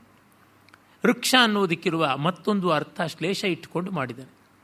ಭಲ್ಲೂಕಗಳ ಜೊತೆಗೆ ವಾನರರು ಇದ್ದರು. ಇಲ್ಲಿ ವೃಕ್ಷ ಅನ್ನುವ ಎರಡರ್ಥ ಇರೋದರಿಂದ ನಕ್ಷತ್ರ ಅನ್ನುವಲ್ಲಿ ಅದೂ ಬಂತು. ಇವನು ವಾನರ ಭಲ್ಲೂಕ ಗಣ ಪರಿವೃತನಾಗಿ ತಿಮಿರೌಘ ರಾಕ್ಷಸ ಕುಲಂ ಬಿಬಿದೆ, ಕತ್ತಲಿನ ಮೊತ್ತವೆಂಬ ರಾಕ್ಷಸ ಕುಲವನ್ನು ಧ್ವಂಸ ಮಾಡಿದ. ವಾಲ್ಮೀಕಿ ರಾಮಾಯಣದಲ್ಲಿ ರಾವಣನನ್ನು ಕುರಿತು ಹೇಳುವಾಗ ಮಾಶರಾಶಿ ಪ್ರತೀಕಾಶಃ ಅಂತ ಹೇಳ್ತಾರೆ. ಉದ್ದಿನ ರಾಶಿ ಆಗಿದ್ದ ಅಂತ, ಕಪ್ಪಗಿದ್ದ ಅಂತ. ಕಾಲಾಂಬುದ ಸಮಪ್ರಭ ಅಂದರೆ ಕಪ್ಪನೆಯ ಮೋಡದ ಹಾಗಿದ್ದ ಅಂತನ್ನುವಲ್ಲಿ ಆ ಕತ್ತಲೆಂಬ ರಾಕ್ಷಸನನ್ನು, ಅಂದರೆ ರಾಕ್ಷಸ ರಾಜನಾದ ರಾವಣನನ್ನು ಈ ಶಶಿದಾಶರಥಿ ಚಂದ್ರಮ ಎನ್ನುವ ರಾಮ ಕೊಂದ ಅಂತನ್ನುವುದು ತುಂಬ ಸುಂದರವಾದ ಒಂದು ಸಾವಯವ ರೂಪಕಾಲಂಕಾರ ಮಾಡಿದ್ದಾನೆ. ಪ್ರತಿಯೊಂದು ಅಂಶಗಳಲ್ಲಿಯೂ ಪರಿಪೂರ್ಣತೆ ಅಲ್ಲಿರುವಂಥದ್ದು ಗೊತ್ತಾಗುತ್ತದೆ. ಉಪಜೀವತಿ ಸ್ಮ ಸತತಂ ದದತಃ ಪರಿಮುಗ್ಧತಾಂ ವಣಿಗಿ ಓಡುಪತೇ ಘನವೀಥಿ ವೀಥಿಂ ಅವತೀರ್ಣವತೋ ನಿಧಿರಂಭಸಾಂ ಉಪಚಯಾಯ ಕಲಾಹ. ಈಗ ಸಮುದ್ರವನ್ನು ಹೇಗೆ ಉಬ್ಬಿಸ್ತಾ ಇದ್ದಾನೆ ಚಂದ್ರ ಅಂತ. ಚಂದ್ರೋದಯ ಆದಾಗ ಸಮುದ್ರ ಉಕ್ಕಿ ಬರ್ತದಲ್ಲ, ಅದನ್ನು ಹೇಗೆ ಉಪಜೀವತಿ ಸ್ಮ ಸತತಂ ದದತಃ ಪರಿಮುಗ್ಧತಾಂ ವಣಿಗಿವ ಉಡುಪತೇ ಘನವೀಥಿ ವೀಥಿಂ ಅವತೀರ್ಣವತಃ ಘನವೀಚಿ ವೀಥಿಂ ಅವತೀರ್ಣವತಃ ನಿಧಿರಂಭಸಾಂ ಉಪಚಯಾಯ ಕಲಾಹ. ಅಂದರೆ ತಾನು ಅಲೆಯನ್ನುವ ಆ ಒಂದು ಘನವೀಥಿ ಅಂದರೆ ಆಕಾಶದ ಮಾರ್ಗ ಯಾವುದಿದೆ, ಮೋಡದ ಮಾರ್ಗ ಯಾವುದಿದೆ, ಆ ಬೀದಿಗಳಲ್ಲಿ ಚಂದ್ರ ತನ್ನ ಬೆಳಕನ್ನು ಹಬ್ಬಿಸಿಕೊಳ್ತಾ ಇದ್ದಾನೆ. ಹಬ್ಬಿಸಿಕೊಳ್ತಾ ಇದ್ದಾಗ ಸಮುದ್ರ ತುಂಬ ಸಂತೋಷವಾಗಿ ಒಬ್ಬ ವರ್ತಕನಂತೆ ಚಂದ್ರನನ್ನು ಬಳಸಿಕೊಳ್ತಾ ಇದ್ದಾನೆ ಅಂತ. ಅಂದರೆ ಚಂದ್ರ ಎದ್ದು ಬಂದಾಗ ಸಮುದ್ರಕ್ಕೆ ವೃದ್ಧಿ ಬರುತ್ತದೆ. ಈ ವೃದ್ಧಿ ಅನ್ನುವಂಥದ್ದು ಎರಡರ್ಥವುಳ್ಳ ಪದ. ವೃದ್ಧಿ ಅಂದರೆ ಬೆಳವಣಿಗೆ ಅಂತ ಒಂದು ಅರ್ಥ, ಇನ್ನೊಂದು ಬಡ್ಡಿ ಅಂತ ಅರ್ಥ. ಕನ್ನಡದ ಬಡ್ಡಿ ಪದ ಬಂದದ್ದೇ ಸಂಸ್ಕೃತದ ವೃದ್ಧಿ ಎನ್ನುವ ಪದದಿಂದ. ಹಾಗಾಗಿ ವೃದ್ಧಿ ಅನ್ನುವುದು ಬಂದಂತೆ ಈ ವರ್ತಕನಿಗೆ ಲಾಭ ಆಗ್ತಾ ಇದೆ, ತಾನು ಉಕ್ಕೇರಿ ಬರ್ತಾ ಇದ್ದಾನೆ. ಅದರಿಂದಾಗಿ ಚಂದ್ರೋದಯ ಆಕಾಶದ ಬೀದಿಗಳಲ್ಲಿ ಇವನ ಅಭ್ಯುದಯದ ಅಂಗಡಿಯನ್ನು ತೆರೆದಂತೆ ತೋರ್ತಾ ಇತ್ತು ಅಂತ ಕವಿ ಚಮತ್ಕಾರವನ್ನು ಮಾಡ್ತಾ ಇದ್ದಾನೆ. ರಜನೀಮವಾಪ್ಯ ರುಚಮಾಪ ಶಶಿ ಸಪದಿವ್ಯಭೂಷಯದ ಸಾವಪಿತಾಂ ಅವಿಲಂಬಿತ ಕ್ರಮಮೋಹೋ ಮಹ್ಯತ್ ಮಹತಾಂ ಇತರೇತರೋಪಕೃತಿ ಮಚ್ಚರಿತಂ. ಈಗ ಕತ್ತಲಿನ ರಾತ್ರಿಯ ಸೌಭಾಗ್ಯವೇ ಆಗಿದ್ದಾನೆ ಚಂದ್ರ. ಅದರಿಂದಲೇ ಚಂದ್ರನನ್ನು ರಜನೀಕಾಂತ ಅಂತ ಕರಿತೀವಿ. ರಜನೀಕಾಂತ ಕತ್ತಲಿಗೆ ಶೋಭೆಯನ್ನು ತಂದು ಕೊಡ್ತಕ್ಕಂಥವನು, ರಜನೀಪತಿ ಅಂತೆಲ್ಲ ಹೇಳ್ತೀವಿ. ಹೀಗಾಗಿ ಕತ್ತಲಿನಲ್ಲಿ ಚಂದ್ರನಿಗೆ ಲಾಭವಾಯಿತು. ಕತ್ತಲಿದ್ದಲ್ಲಿ ಚಂದ್ರ ಬೆಳಗ್ತಾನೆ, ಬೆಳಕಿದ್ದಲ್ಲಿ ಸೂರ್ಯನೇ ಇರ್ತಾನೆ, ಚಂದ್ರನಿಗೇನು ಮಾಡೋಕ್ಕಾಗೋಲ್ಲ. ರಜನೀಮವಾಪ್ಯ ರುಚಮಾಪ ಶಶಿ, ಕತ್ತಲಿಂದ ಚಂದ್ರನಿಗೆ ಬೆಳಕು ಬಂತು, ಚಂದ್ರನಿಗೆ ಹೊಳಪು ಬಂತು. ಸಪದಿ ವ್ಯಭೂಷಯದ ಸಾವಪಿತಾಂ, ಹಾಗಾಗಿ ಕತ್ತಲನ್ನೂ ಕೂಡ ಅಲಂಕಾರ ಮಾಡಿದ. ಅವಿಲಂಬಿತ ಕ್ರಮಮಹೋ ಮಹತಾಂ ಇತರೇತರೋಪಕೃತಿ ಮಚ್ಚರಿತಂ ಅಂತ ಸೊಗಸಾದ ಅರ್ಥಾಂತರ್ನ್ಯಾಸವನ್ನು ಮಾಡ್ತಾ ಇದ್ದಾನೆ. ಅಂದರೆ ದೊಡ್ಡವರು ಹಾಗೆ ರಾತ್ರಿಯಿಂದ ಚಂದ್ರನಿಗೆ, ಚಂದ್ರನಿಂದ ರಾತ್ರಿಗೆ ಅನ್ಯೋನ್ಯ ಅಲಂಕಾರವಾಗಿದೆ. ರಾತ್ರಿಗೆ ಚಂದ್ರನಿಂದಾಗಿ ಒಂದು ಬೆಳಕೆ ಬಂತು, ಒಂದು ಹೊಳಪೆ ಬಂತು, ರಾತ್ರಿಗೆ ಒಂದು ಸೊಗಸು ಬಂತು. ಇಲ್ಲದೇ ಭಯಾನಕ ಅನಿಸುತ್ತೆ. ಚಂದ್ರನಿಲ್ಲದ ರಾತ್ರಿ ಭಯಂಕರವಾಗಿ ತೋರುತ್ತದೆ. ಹಾಗೆ ರಾತ್ರಿ ಇಲ್ಲದೆ ಚಂದ್ರ ಇಲ್ಲ, ಕತ್ತಲಿನಲ್ಲಿದ್ದರೇ ಚಂದ್ರನಿಗೆ ಸೊಗಸು. ಹೀಗೆ ಉಭಯತ ಪರಸ್ಪರ ಅನುಕೂಲತೆ ಬಂತು ಅಂತ, ವಿನ್ ವಿನ್ ಸಿಚುಯೇಷನ್ ಅಂತಾರಲ್ಲ, ಆ ರೀತಿಯಾದದ್ದು ಆಯಿತು ಅಂತ ಕವಿ ಚಮತ್ಕರಿಸ್ತಾನೆ. ಇದು ದೊಡ್ಡವರು ಹಾಗೆ ಮಾಡುವುದಲ್ವಾ ಅಂತ. ಮಹತಾಂ ಇತರೇತರೋಪಕೃತಿಮತ್ ಚರಿತಂ, ಮಹತಾಂ ಚರಿತಂ ಇತರೇತರೋಪಕೃತಿಮತ್ ಅಂದರೆ ದೊಡ್ಡವರ ನಡವಳಿಕೆ ಅನ್ಯೋನ್ಯ ಲಾಭದಾಯಕ. ಇದು ಬಹಳ ಮುಖ್ಯ, ಇಬ್ಬರಿಗೂ ಆಗಬೇಕು. ಒಬ್ಬರಿಗೇ ಲಾಭ ಅಂದರೆ ಎಂದೂ ಆ ಬಿಸ್ನೆಸ್ ನಡೆಯೋಲ್ಲ. ಇಬ್ಬರೂ ಲಿವ್ ಅಂಡ್ ಲೆಟ್ ಲಿವ್ ಅಂತಾರಲ್ಲ, ಆ ರೀತಿಯಾಗಿರಬೇಕು ಅಂತನ್ನುವುದು. ಅಂದರೆ ಒಂದು ಪ್ರಕೃತಿ ವರ್ಣನೆಯಲ್ಲಿ ಎಷ್ಟೋ ಲೋಕನೀತಿಗಳನ್ನು ತಂದು ಅದನ್ನು ಮನಸ್ಸಿಗೆ ಮುಟ್ಟಿಸ್ತಾ ಬಂದಾಗ ಈ ಸೌಂದರ್ಯದ ಮೂಲಕ ಆ ಸತ್ಯ ಚೆನ್ನಾಗಿ ನಮ್ಮ ಅಂತರಂಗದಲ್ಲಿ ಮುದ್ರಿತವಾಗುತ್ತದೆ. ಆಮೇಲೆ ಕವಿ ಮತ್ತೂ ಮುಂದುವರೆದು ಆ ಬೆಳದಿಂಗಳಲ್ಲಿ ಅಭಿಸಾರಿಕೆಯರು, ಸುಂದರಿಯರು ಎಲ್ಲ ಹೇಗೆ ವರ್ತಿಸೋಕ್ಕೆ ಆರಂಭಿಸಿದರು, ಅವರ ಅಲಂಕಾರಗಳು ಹೇಗೆ ಮಾಡಿಕೊಂಡ್ರು, ಎಲ್ಲೆಲ್ಲ ರೀತಿಯಲ್ಲಿ ಓಡಾಡಿದ್ರು ಅನ್ನೋದನ್ನು ಹೇಳ್ತಾ ಬರ್ತಾನೆ. ಭವನೋದರೇಶು ಪರಿಮಂದತೆಯ ಶೈತೋಲಸ ಸ್ಫಟಿಕ ಯಷ್ಟಿರುಚ ಅವಲಂಬ್ಯ ಜಾಲಕ ಮುಖೋಪಗತಾನ್ ಉದತಿಷ್ಠದಿಂದು ಕಿರಣಾನ್ ಮದನಃ. ಈಗ ಮನೆಗಳ ಒಳಗೆ, ಗುಡಾರಗಳ ಒಳಗೆ, ಭವನಗಳ ಒಳಗೆ ಚಂದ್ರನ ಕಿರಣ ಪ್ರವೇಶ ಮಾಡಿತು ಅಂತ ನೋಡಿ. ಚಂದ್ರ ಉದಯಿಸ್ತಾ ಇದ್ದಂತೆ ಎಲ್ಲ ಕಡೆಗೂ ಅವನ ಕೈಕಾಲುಗಳು ಪ್ರಸಾರ ಮಾಡ್ತಾ ಇರ್ತದೆ. ಅದನ್ನು ತುಂಬ ಚೆನ್ನಾಗಿ ಒಂದು ಮುಕ್ತಕ ಹೇಳುತ್ತದೆ. ಚಂದ್ರ ಕಿರಣ ರಾತ್ರಿ ಹೊತ್ತು ಮಲಗುವ ಮನೆಗಳಿಗೂ ಬಂದು ಮಂಚದ ಮೇಲೆ ಮಲಗಿರುವ ಮುಗುದೆಯರ ಹತ್ತಿರಕ್ಕೂ ಕೂಡ ಬಂದು ಬೀಳ್ತಾ ಇತ್ತಂತೆ. ಅದು ಹೇಗೆ ಕಾಣಿಸ್ತಾ ಇತ್ತು ಅಂದರೆ, ಚಂದ್ರ ಕೈ ಚಾಚಿ ನಿಮ್ಮ ಮುಖದ ಸೌಂದರ್ಯವನ್ನು ಸ್ವಲ್ಪ ನನಗೆ ಎರವಲು ಕೊಡು ಅಂತ ಕೇಳ್ತಾ ಇರೋ ಥರ ಕಾಣಿಸ್ತಾ ಇತ್ತು. ಸೌಂದರ್ಯ ಭಿಕ್ಷೆಯನ್ನು ಬೇಡ್ತಾ ಇರ್ತಾರ ಇತ್ತು ಅಂತ ವರ್ಣನೆ ಮಾಡ್ತಾರೆ. ಎಷ್ಟು ಸುಂದರವಾದಂಥದ್ದು. ಭವನೋದರೇಶು ಪರಿಮಂದತೆಯ ಶೈತಃ ಅಲಸಃ ಸ್ಫಟಿಕ ಯಷ್ಟಿರುಚ. ಸ್ಫಟಿಕ ಶಲಾಕೆಗಳ ಹಾಗಿರತಕ್ಕಂಥ ಚಂದ್ರಕಾಂತಿ ಮೆಲ್ಲನೆ ಹೋಯಿತು. ಅಲ್ಲಿ ಪಾಪ ಮನ್ಮಥ ಸೋಮಾರಿಯಾಗಿದ್ದನಂತೆ. ಈಗ ಚಂದ್ರಕಿರಣ ಬಂದ ತಕ್ಷಣವೇ ಅವಲಂಬ್ಯ ಜಾಲಕ ಮುಖೋಪಗತಾನ್ ಉದತಿಷ್ಠದಿಂದು ಕಿರಣಾನ್ ಮದನಃ. ಆಗ ಒಳಗೆ ಆಲಸ್ಯದಿಂದ ಮಲಗಿದ್ದ ಮನ್ಮಥನನ್ನು ಈ ಚಂದ್ರಕಿರಣಗಳೆನ್ನುವ ಊರೆಗೋಲುಗಳು ಸಿಕ್ಕು ಅವನದನ್ನು ಊರಿಕೊಂಡು ಮೇಲಕ್ಕೆದ್ದ ಅಂತ ನೋಡಿ. ಕಾಳಿದಾಸ ಋತುಸಂಹಾರದ ಮೊದಲಿಗೇನೆ ಬೇಸಿಗೆ ಕಾಲದಲ್ಲಿ ದಿನಾಂತರಮ್ಯೋಭ್ಯುಪಶಾಂತ ಮನ್ಮಥ ಅಂತಾನೆ. ಹಗಲಿನಲ್ಲಿ ಪ್ರಣಯಕ್ಕೆ ಮನಸ್ಸಾಗೋಲ್ಲ, ಬೇಸಿಗೆ ಬೇಗೆ ತಂಪಾಗ್ತಿದ್ದಂತೆ ಇಲ್ಲಿಲ್ಲದ ಪ್ರಣಯಾಸಕ್ತಿ ಬಂದುಬಿಡುತ್ತದೆ ಅಂತ. ಅದು ಮನ್ಮಥ ಮಲಗಿದ್ದವನು ಎದ್ದ ಅಂತ. ಅವನು ಹೇಳಬೇಕು ಅಂದರೆ ಒಂದು ಊರೆಗೋಲು ಬೇಕಲ್ಲ, ಆಧಾರ ಬೇಕಲ್ಲ.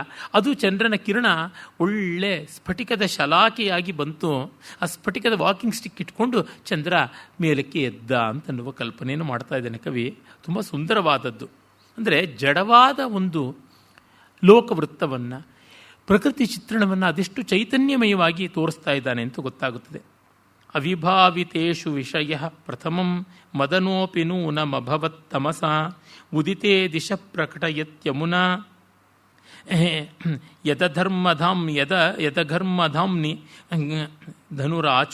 ಜನುರಾಚಕೃಷೆ ಅವಿಭಾವಿತೇಷು ವಿಷಯ ಪ್ರಥಮಂ. ಈಗ ಚಂದ್ರನಿಗೆ ಅಲ್ಲಿವರೆಗೂ ತನಗೆ ಯಾವುದೇ ಒಂದು ಸೆಣಸೋದಿಕ್ಕೆ ವಸ್ತು ಇಲ್ಲ ಅನ್ನುವ ತರಹ ಆಗಿಬಿಟ್ಟಿತ್ತಂತೆ. ತನ್ನ ಬಿಲ್ಲಿಗೆ ಯಾವುದು ವಸ್ತುವಲ್ಲ, ಅವಿಭಾವಿತ ಇಶು ವಿಷಯ. ತನ್ನ ಬಾಣಕ್ಕೆ ಯಾವುದು ವಸ್ತುವೇ ಕಾಣಿಸ್ತಾ ಇಲ್ಲ ಅಂತ ಸೋಮಾರಿಯಾಗಿ ಮಲಗಿಬಿಟ್ಟಿದ್ದ. ಪ್ರಥಮಂ ಮದನೋಪಿ ನೂನಂ ಅಭವತ್ ತಮಸ. ಕತ್ತಲಿದ್ದ ಕಾರಣ ಅವನಿಗೆ ಯಾವುದೂ ತನ್ನ ಬಾಣಕ್ಕೆ ಗುರಿ ಕಾಣಿಸಲಿಲ್ಲ. ಮನ್ಮಥ ಶಬ್ದವೇದಿಯಲ್ಲ, ಕತ್ತಲಲ್ಲಿ ಬಾಣ ಬಿಡುವಂಥ ಶಕ್ತಿ ಅವನಿಗಿಲ್ಲ ಅಂತ. ಅವನಿಗೇನು ಗುರಿಗೆ ಕಾಣಿಸ್ತಾ ಇರಲಿಲ್ಲ. ಅದಕ್ಕೆ ಬಿಲ್ಲು ಬಾಣ ಏನೂ ಇಟ್ಕೊಳ್ಳದೆ ಸುಮ್ಮನೆ ಇದ್ದ. ಈಗ ಚಂದ್ರ ಬಂದಾಗ ಬೆಳಕು ಬಂತಲ್ಲ, ಉದಿತೇ ದಿಶಾ ಪ್ರಕಟಯತ್ಯಮುನಾ.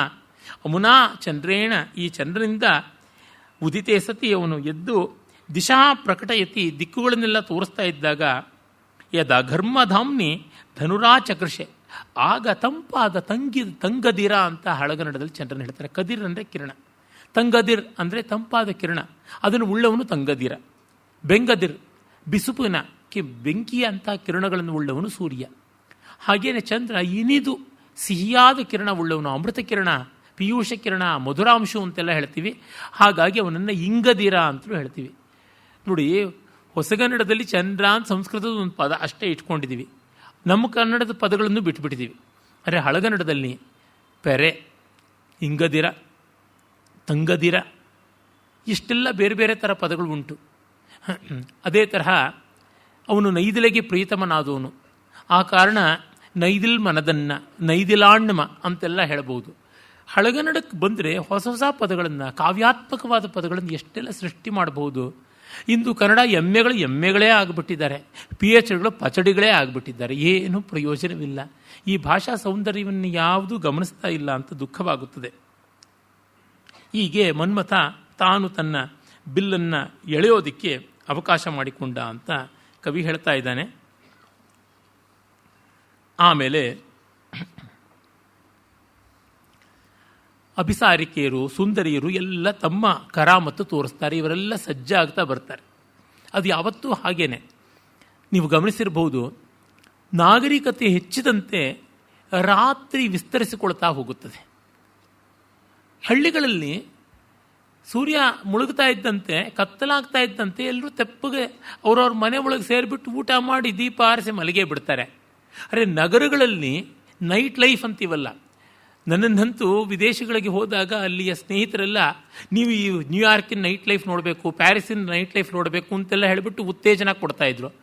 ಇದೇನು ವಿಶೇಷ ಅಂದರೆ ನೋಡಿ, ಇಲ್ಲೆಲ್ಲ ಸೂರ್ಯ ಹೋದ ಮೇಲೇ ಕೃತಕ ದೀಪಗಳ ವ್ಯವಸ್ಥೆ ಇರುತ್ತಲ್ಲ, ಕೃತಕವಾದ ಬೆಳಕಿನಲ್ಲಿ ಒಂದು ಕೃತಕವಾದ ಜೀವನ ಆರಂಭವಾಗುತ್ತದೆ. ಅದನ್ನು ಗಮನಿಸಿ. ಡೌನ್ ಟೌನ್ಗೆ ನೀವು ಬಂದರೆ ಗೊತ್ತಾಗುತ್ತೆ ಜಗತ್ತು ಹೇಗಿರುತ್ತೆ ಅಂತ.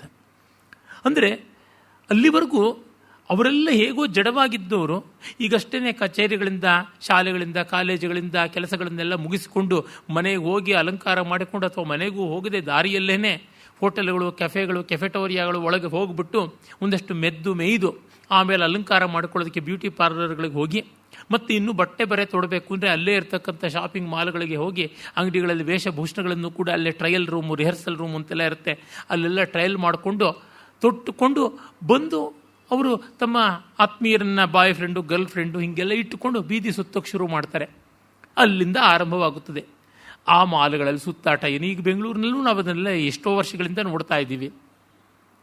ಅಲ್ಲಿಗೆ ಕಾಫಿ ಡೇ ಥರದವುಗಳು ಬೇಕಾದಷ್ಟು ಇರುತ್ತಲ್ಲ. ಓರೇ ಮಗ್ಪಾಟ್ ಮೆನಿ ಇಯರ್ಸ್ ವಿಲ್ ಲ್ಯಾಪ್ಸ್. ಕೂತ್ಕೊಂಡು ಒಬ್ಬರು ಮುಖ ಒಬ್ಬರು ನೋಡಿಕೊಂಡು ಅದು ತಂಗಳ ಕಾಫಿನ ಹೀರ್ತಾ ಇರ್ತಾರೆ. ಆ ಕಾಫಿ ಕಲಗಚ್ಚಿಗಿಂತ ಹೀನಾಯ. ಅದು ಬೇರೆ ಹೋಟ್ಲಲ್ಲಿ ಕೊಟ್ಟರೆ ಮೂಸು ನೋಡೋದಿಲ್ಲ. ಅಲ್ಲಿ ಪ್ರೈವೇಟ್ ಸ್ಪೇಸ್ ಅಂತ ಸಿಗುತ್ತಲ್ಲ, ಎಷ್ಟೊತ್ತು ಕೂತಿದ್ರು ಯಾರೂ ಎದ್ದೋಗು ಅನ್ನೋಲ್ಲ, ಡಿಸ್ಟರ್ಬ್ ಮಾಡೋಲ್ಲ. ನೋ ಬಡಿ ವಿಲ್ ಸ್ಟೇರ್ ಯು. ಅದಕ್ಕೋಸ್ಕರವಾಗಿ ಹೋಗಿ ಕೂತ್ಕೋತಾರೆ. ಅವು ಹಾಗೆ ಉಂಟು. ಆಮೇಲೆ ಅವರು ಅಲ್ಲಿ ಸಿನಿಮಾಗಳಿಗೂ, ನಾಟಕಗಳಿಗೂ ಮತ್ತೆಲ್ಲಿಗೂ ಹೋಗೋದು. ಅಲ್ಲಿ ಕ್ಯಾಸಿನೋಗಳಿರ್ತವೆ, ದುಡ್ಡು ಕೊಟ್ಟು ಕ್ಷೌರ ಮಾಡಿಸ್ಕೊಳ್ಳೋದು ಅಂದರೆ ಅದೇ ತಾನೇ. ಆ ರೀತಿಯಾದ ಎಷ್ಟೆಷ್ಟೋ ಚಟುವಟಿಕೆಗಳೆಲ್ಲ ನಡೀತಾ ಹೋಗುತ್ತೆ. ಅದು ನಾಕ್ಟರ್ನಲ್ ಲೈಫ್. ಪ್ರಾಣಿಗಳ ವಿಷಯದಲ್ಲಿ ನಾಕ್ಟರ್ನಲ್ ಅನಿಮಲ್ಸ್ ಅಂತೆಲ್ಲ ಹೇಳ್ತೀವಿ. ಇದು ಮನುಷ್ಯರದು ಅದೇ ಆಗಿರ್ತಕ್ಕಂಥದ್ದು.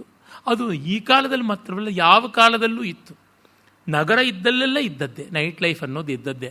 ಅದು ಕಾಳಿದಾಸನ ಕಾಲದಿಂದ ಕಾಣುವಂಥದ್ದೇ. ಅದನ್ನು ಆರಂಭಿಸ್ತಾನೆ. ಇದು ಮುಂದಿನ ಕವಿಗಳಿಗೆ ಎಷ್ಟರ ಮಟ್ಟಿಗೆ ಪ್ರಭಾವ ಬೀರ್ತು ಅಂತಂದರೆ, ಪ್ರತಿಯೊಬ್ಬರೂ ಕೂಡ ತಾವು ತಮ್ಮ ಕಾವ್ಯಗಳಲ್ಲಿ ರಾತ್ರಿ ಪರ್ಯಟನವನ್ನು ಇಟ್ಟುಬಿಟ್ರು.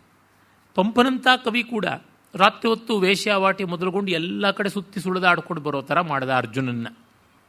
ಹರಿಹರನಂಥವನು, ನಾನು ಮನುಷ್ಯರ ಮೇಲೆ, ಸಾಯುವವರ ಮೇಲೆ, ಜಗನ್ಯರ ಮೇಲೆ, ಅವರುಗಳ ಮೇಲೆ, ಇವರುಗಳ ಮೇಲೆ ಕಾವ್ಯ ಬರೆಯೋದೇ ಇಲ್ಲ, ನಾನು ಕೇವಲ ಹರನನ್ನು, ಹರಭಕ್ತರನ್ನು ಮಾತ್ರ ಕೊಂಡಾಡ್ತೀನಿ ಅಂತಂದವನು.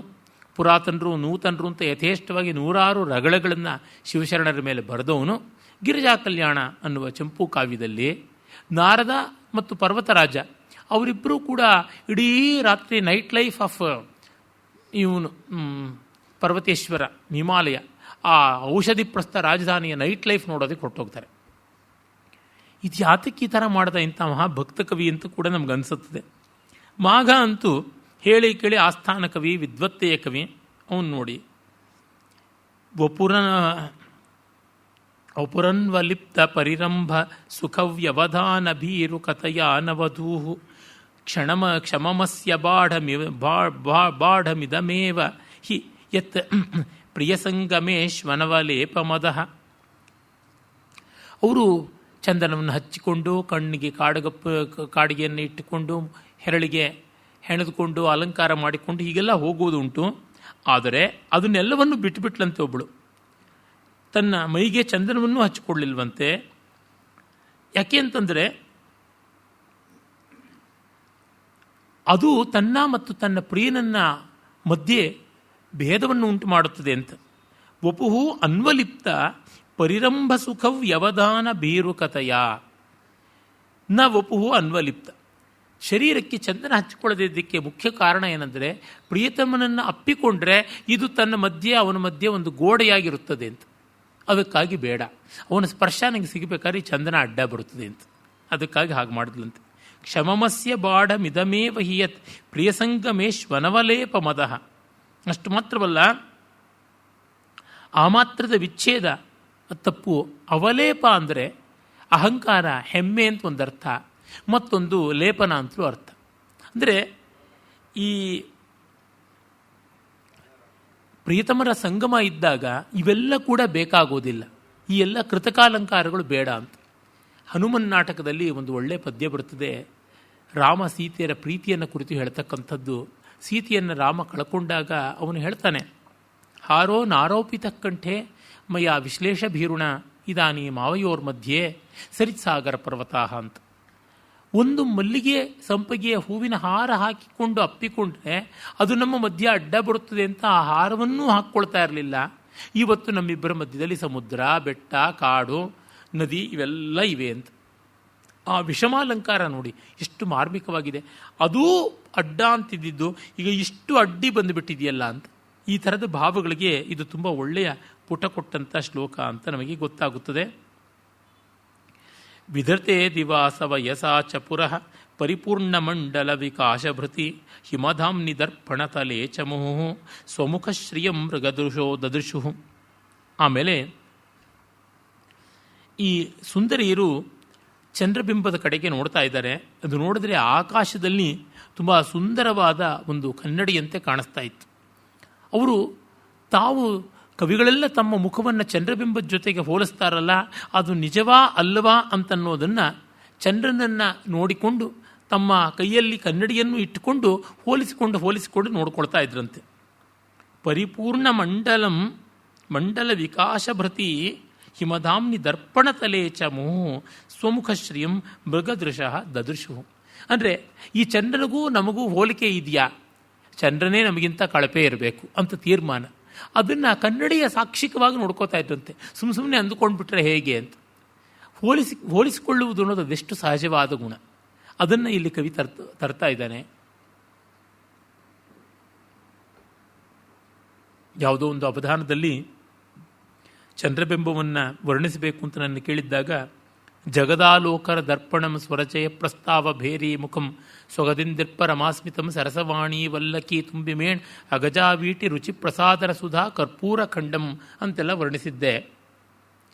ಒಂದು ರೀತಿಯಲ್ಲಿ ಮಾಲಾರೂಪಕ ಒಂದು ಉಲ್ಲೇಖಾಲಂಕಾರವೂ ಇದೆ.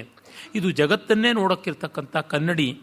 ಮನ್ಮಥನ ವಿಜಯ ಪ್ರಸ್ಥಾನಕ್ಕೆ ಬಾರಿಸುವಂಥ ನಗಾರಿಯ ಬಾಯಿ, ಆಮೇಲೆ ಲಕ್ಷ್ಮಿಯ ನಗೆ ಮತ್ತು ಸರಸ್ವತಿಯ ವೀಣೆಗಳ ಸೋರೆ ಬುರುಡೆ. ನೀವು ನೋಡಿರ್ಬೋದು ರುದ್ರವೀಣೆ ಆತ್ರದೊಳಗೆ ಕೆಳಗಡೆ ಸೋರೆ ಬುರುಡೆ ಇಟ್ಟಿರ್ತಾರಲ್ಲ ಹಾಗೆ.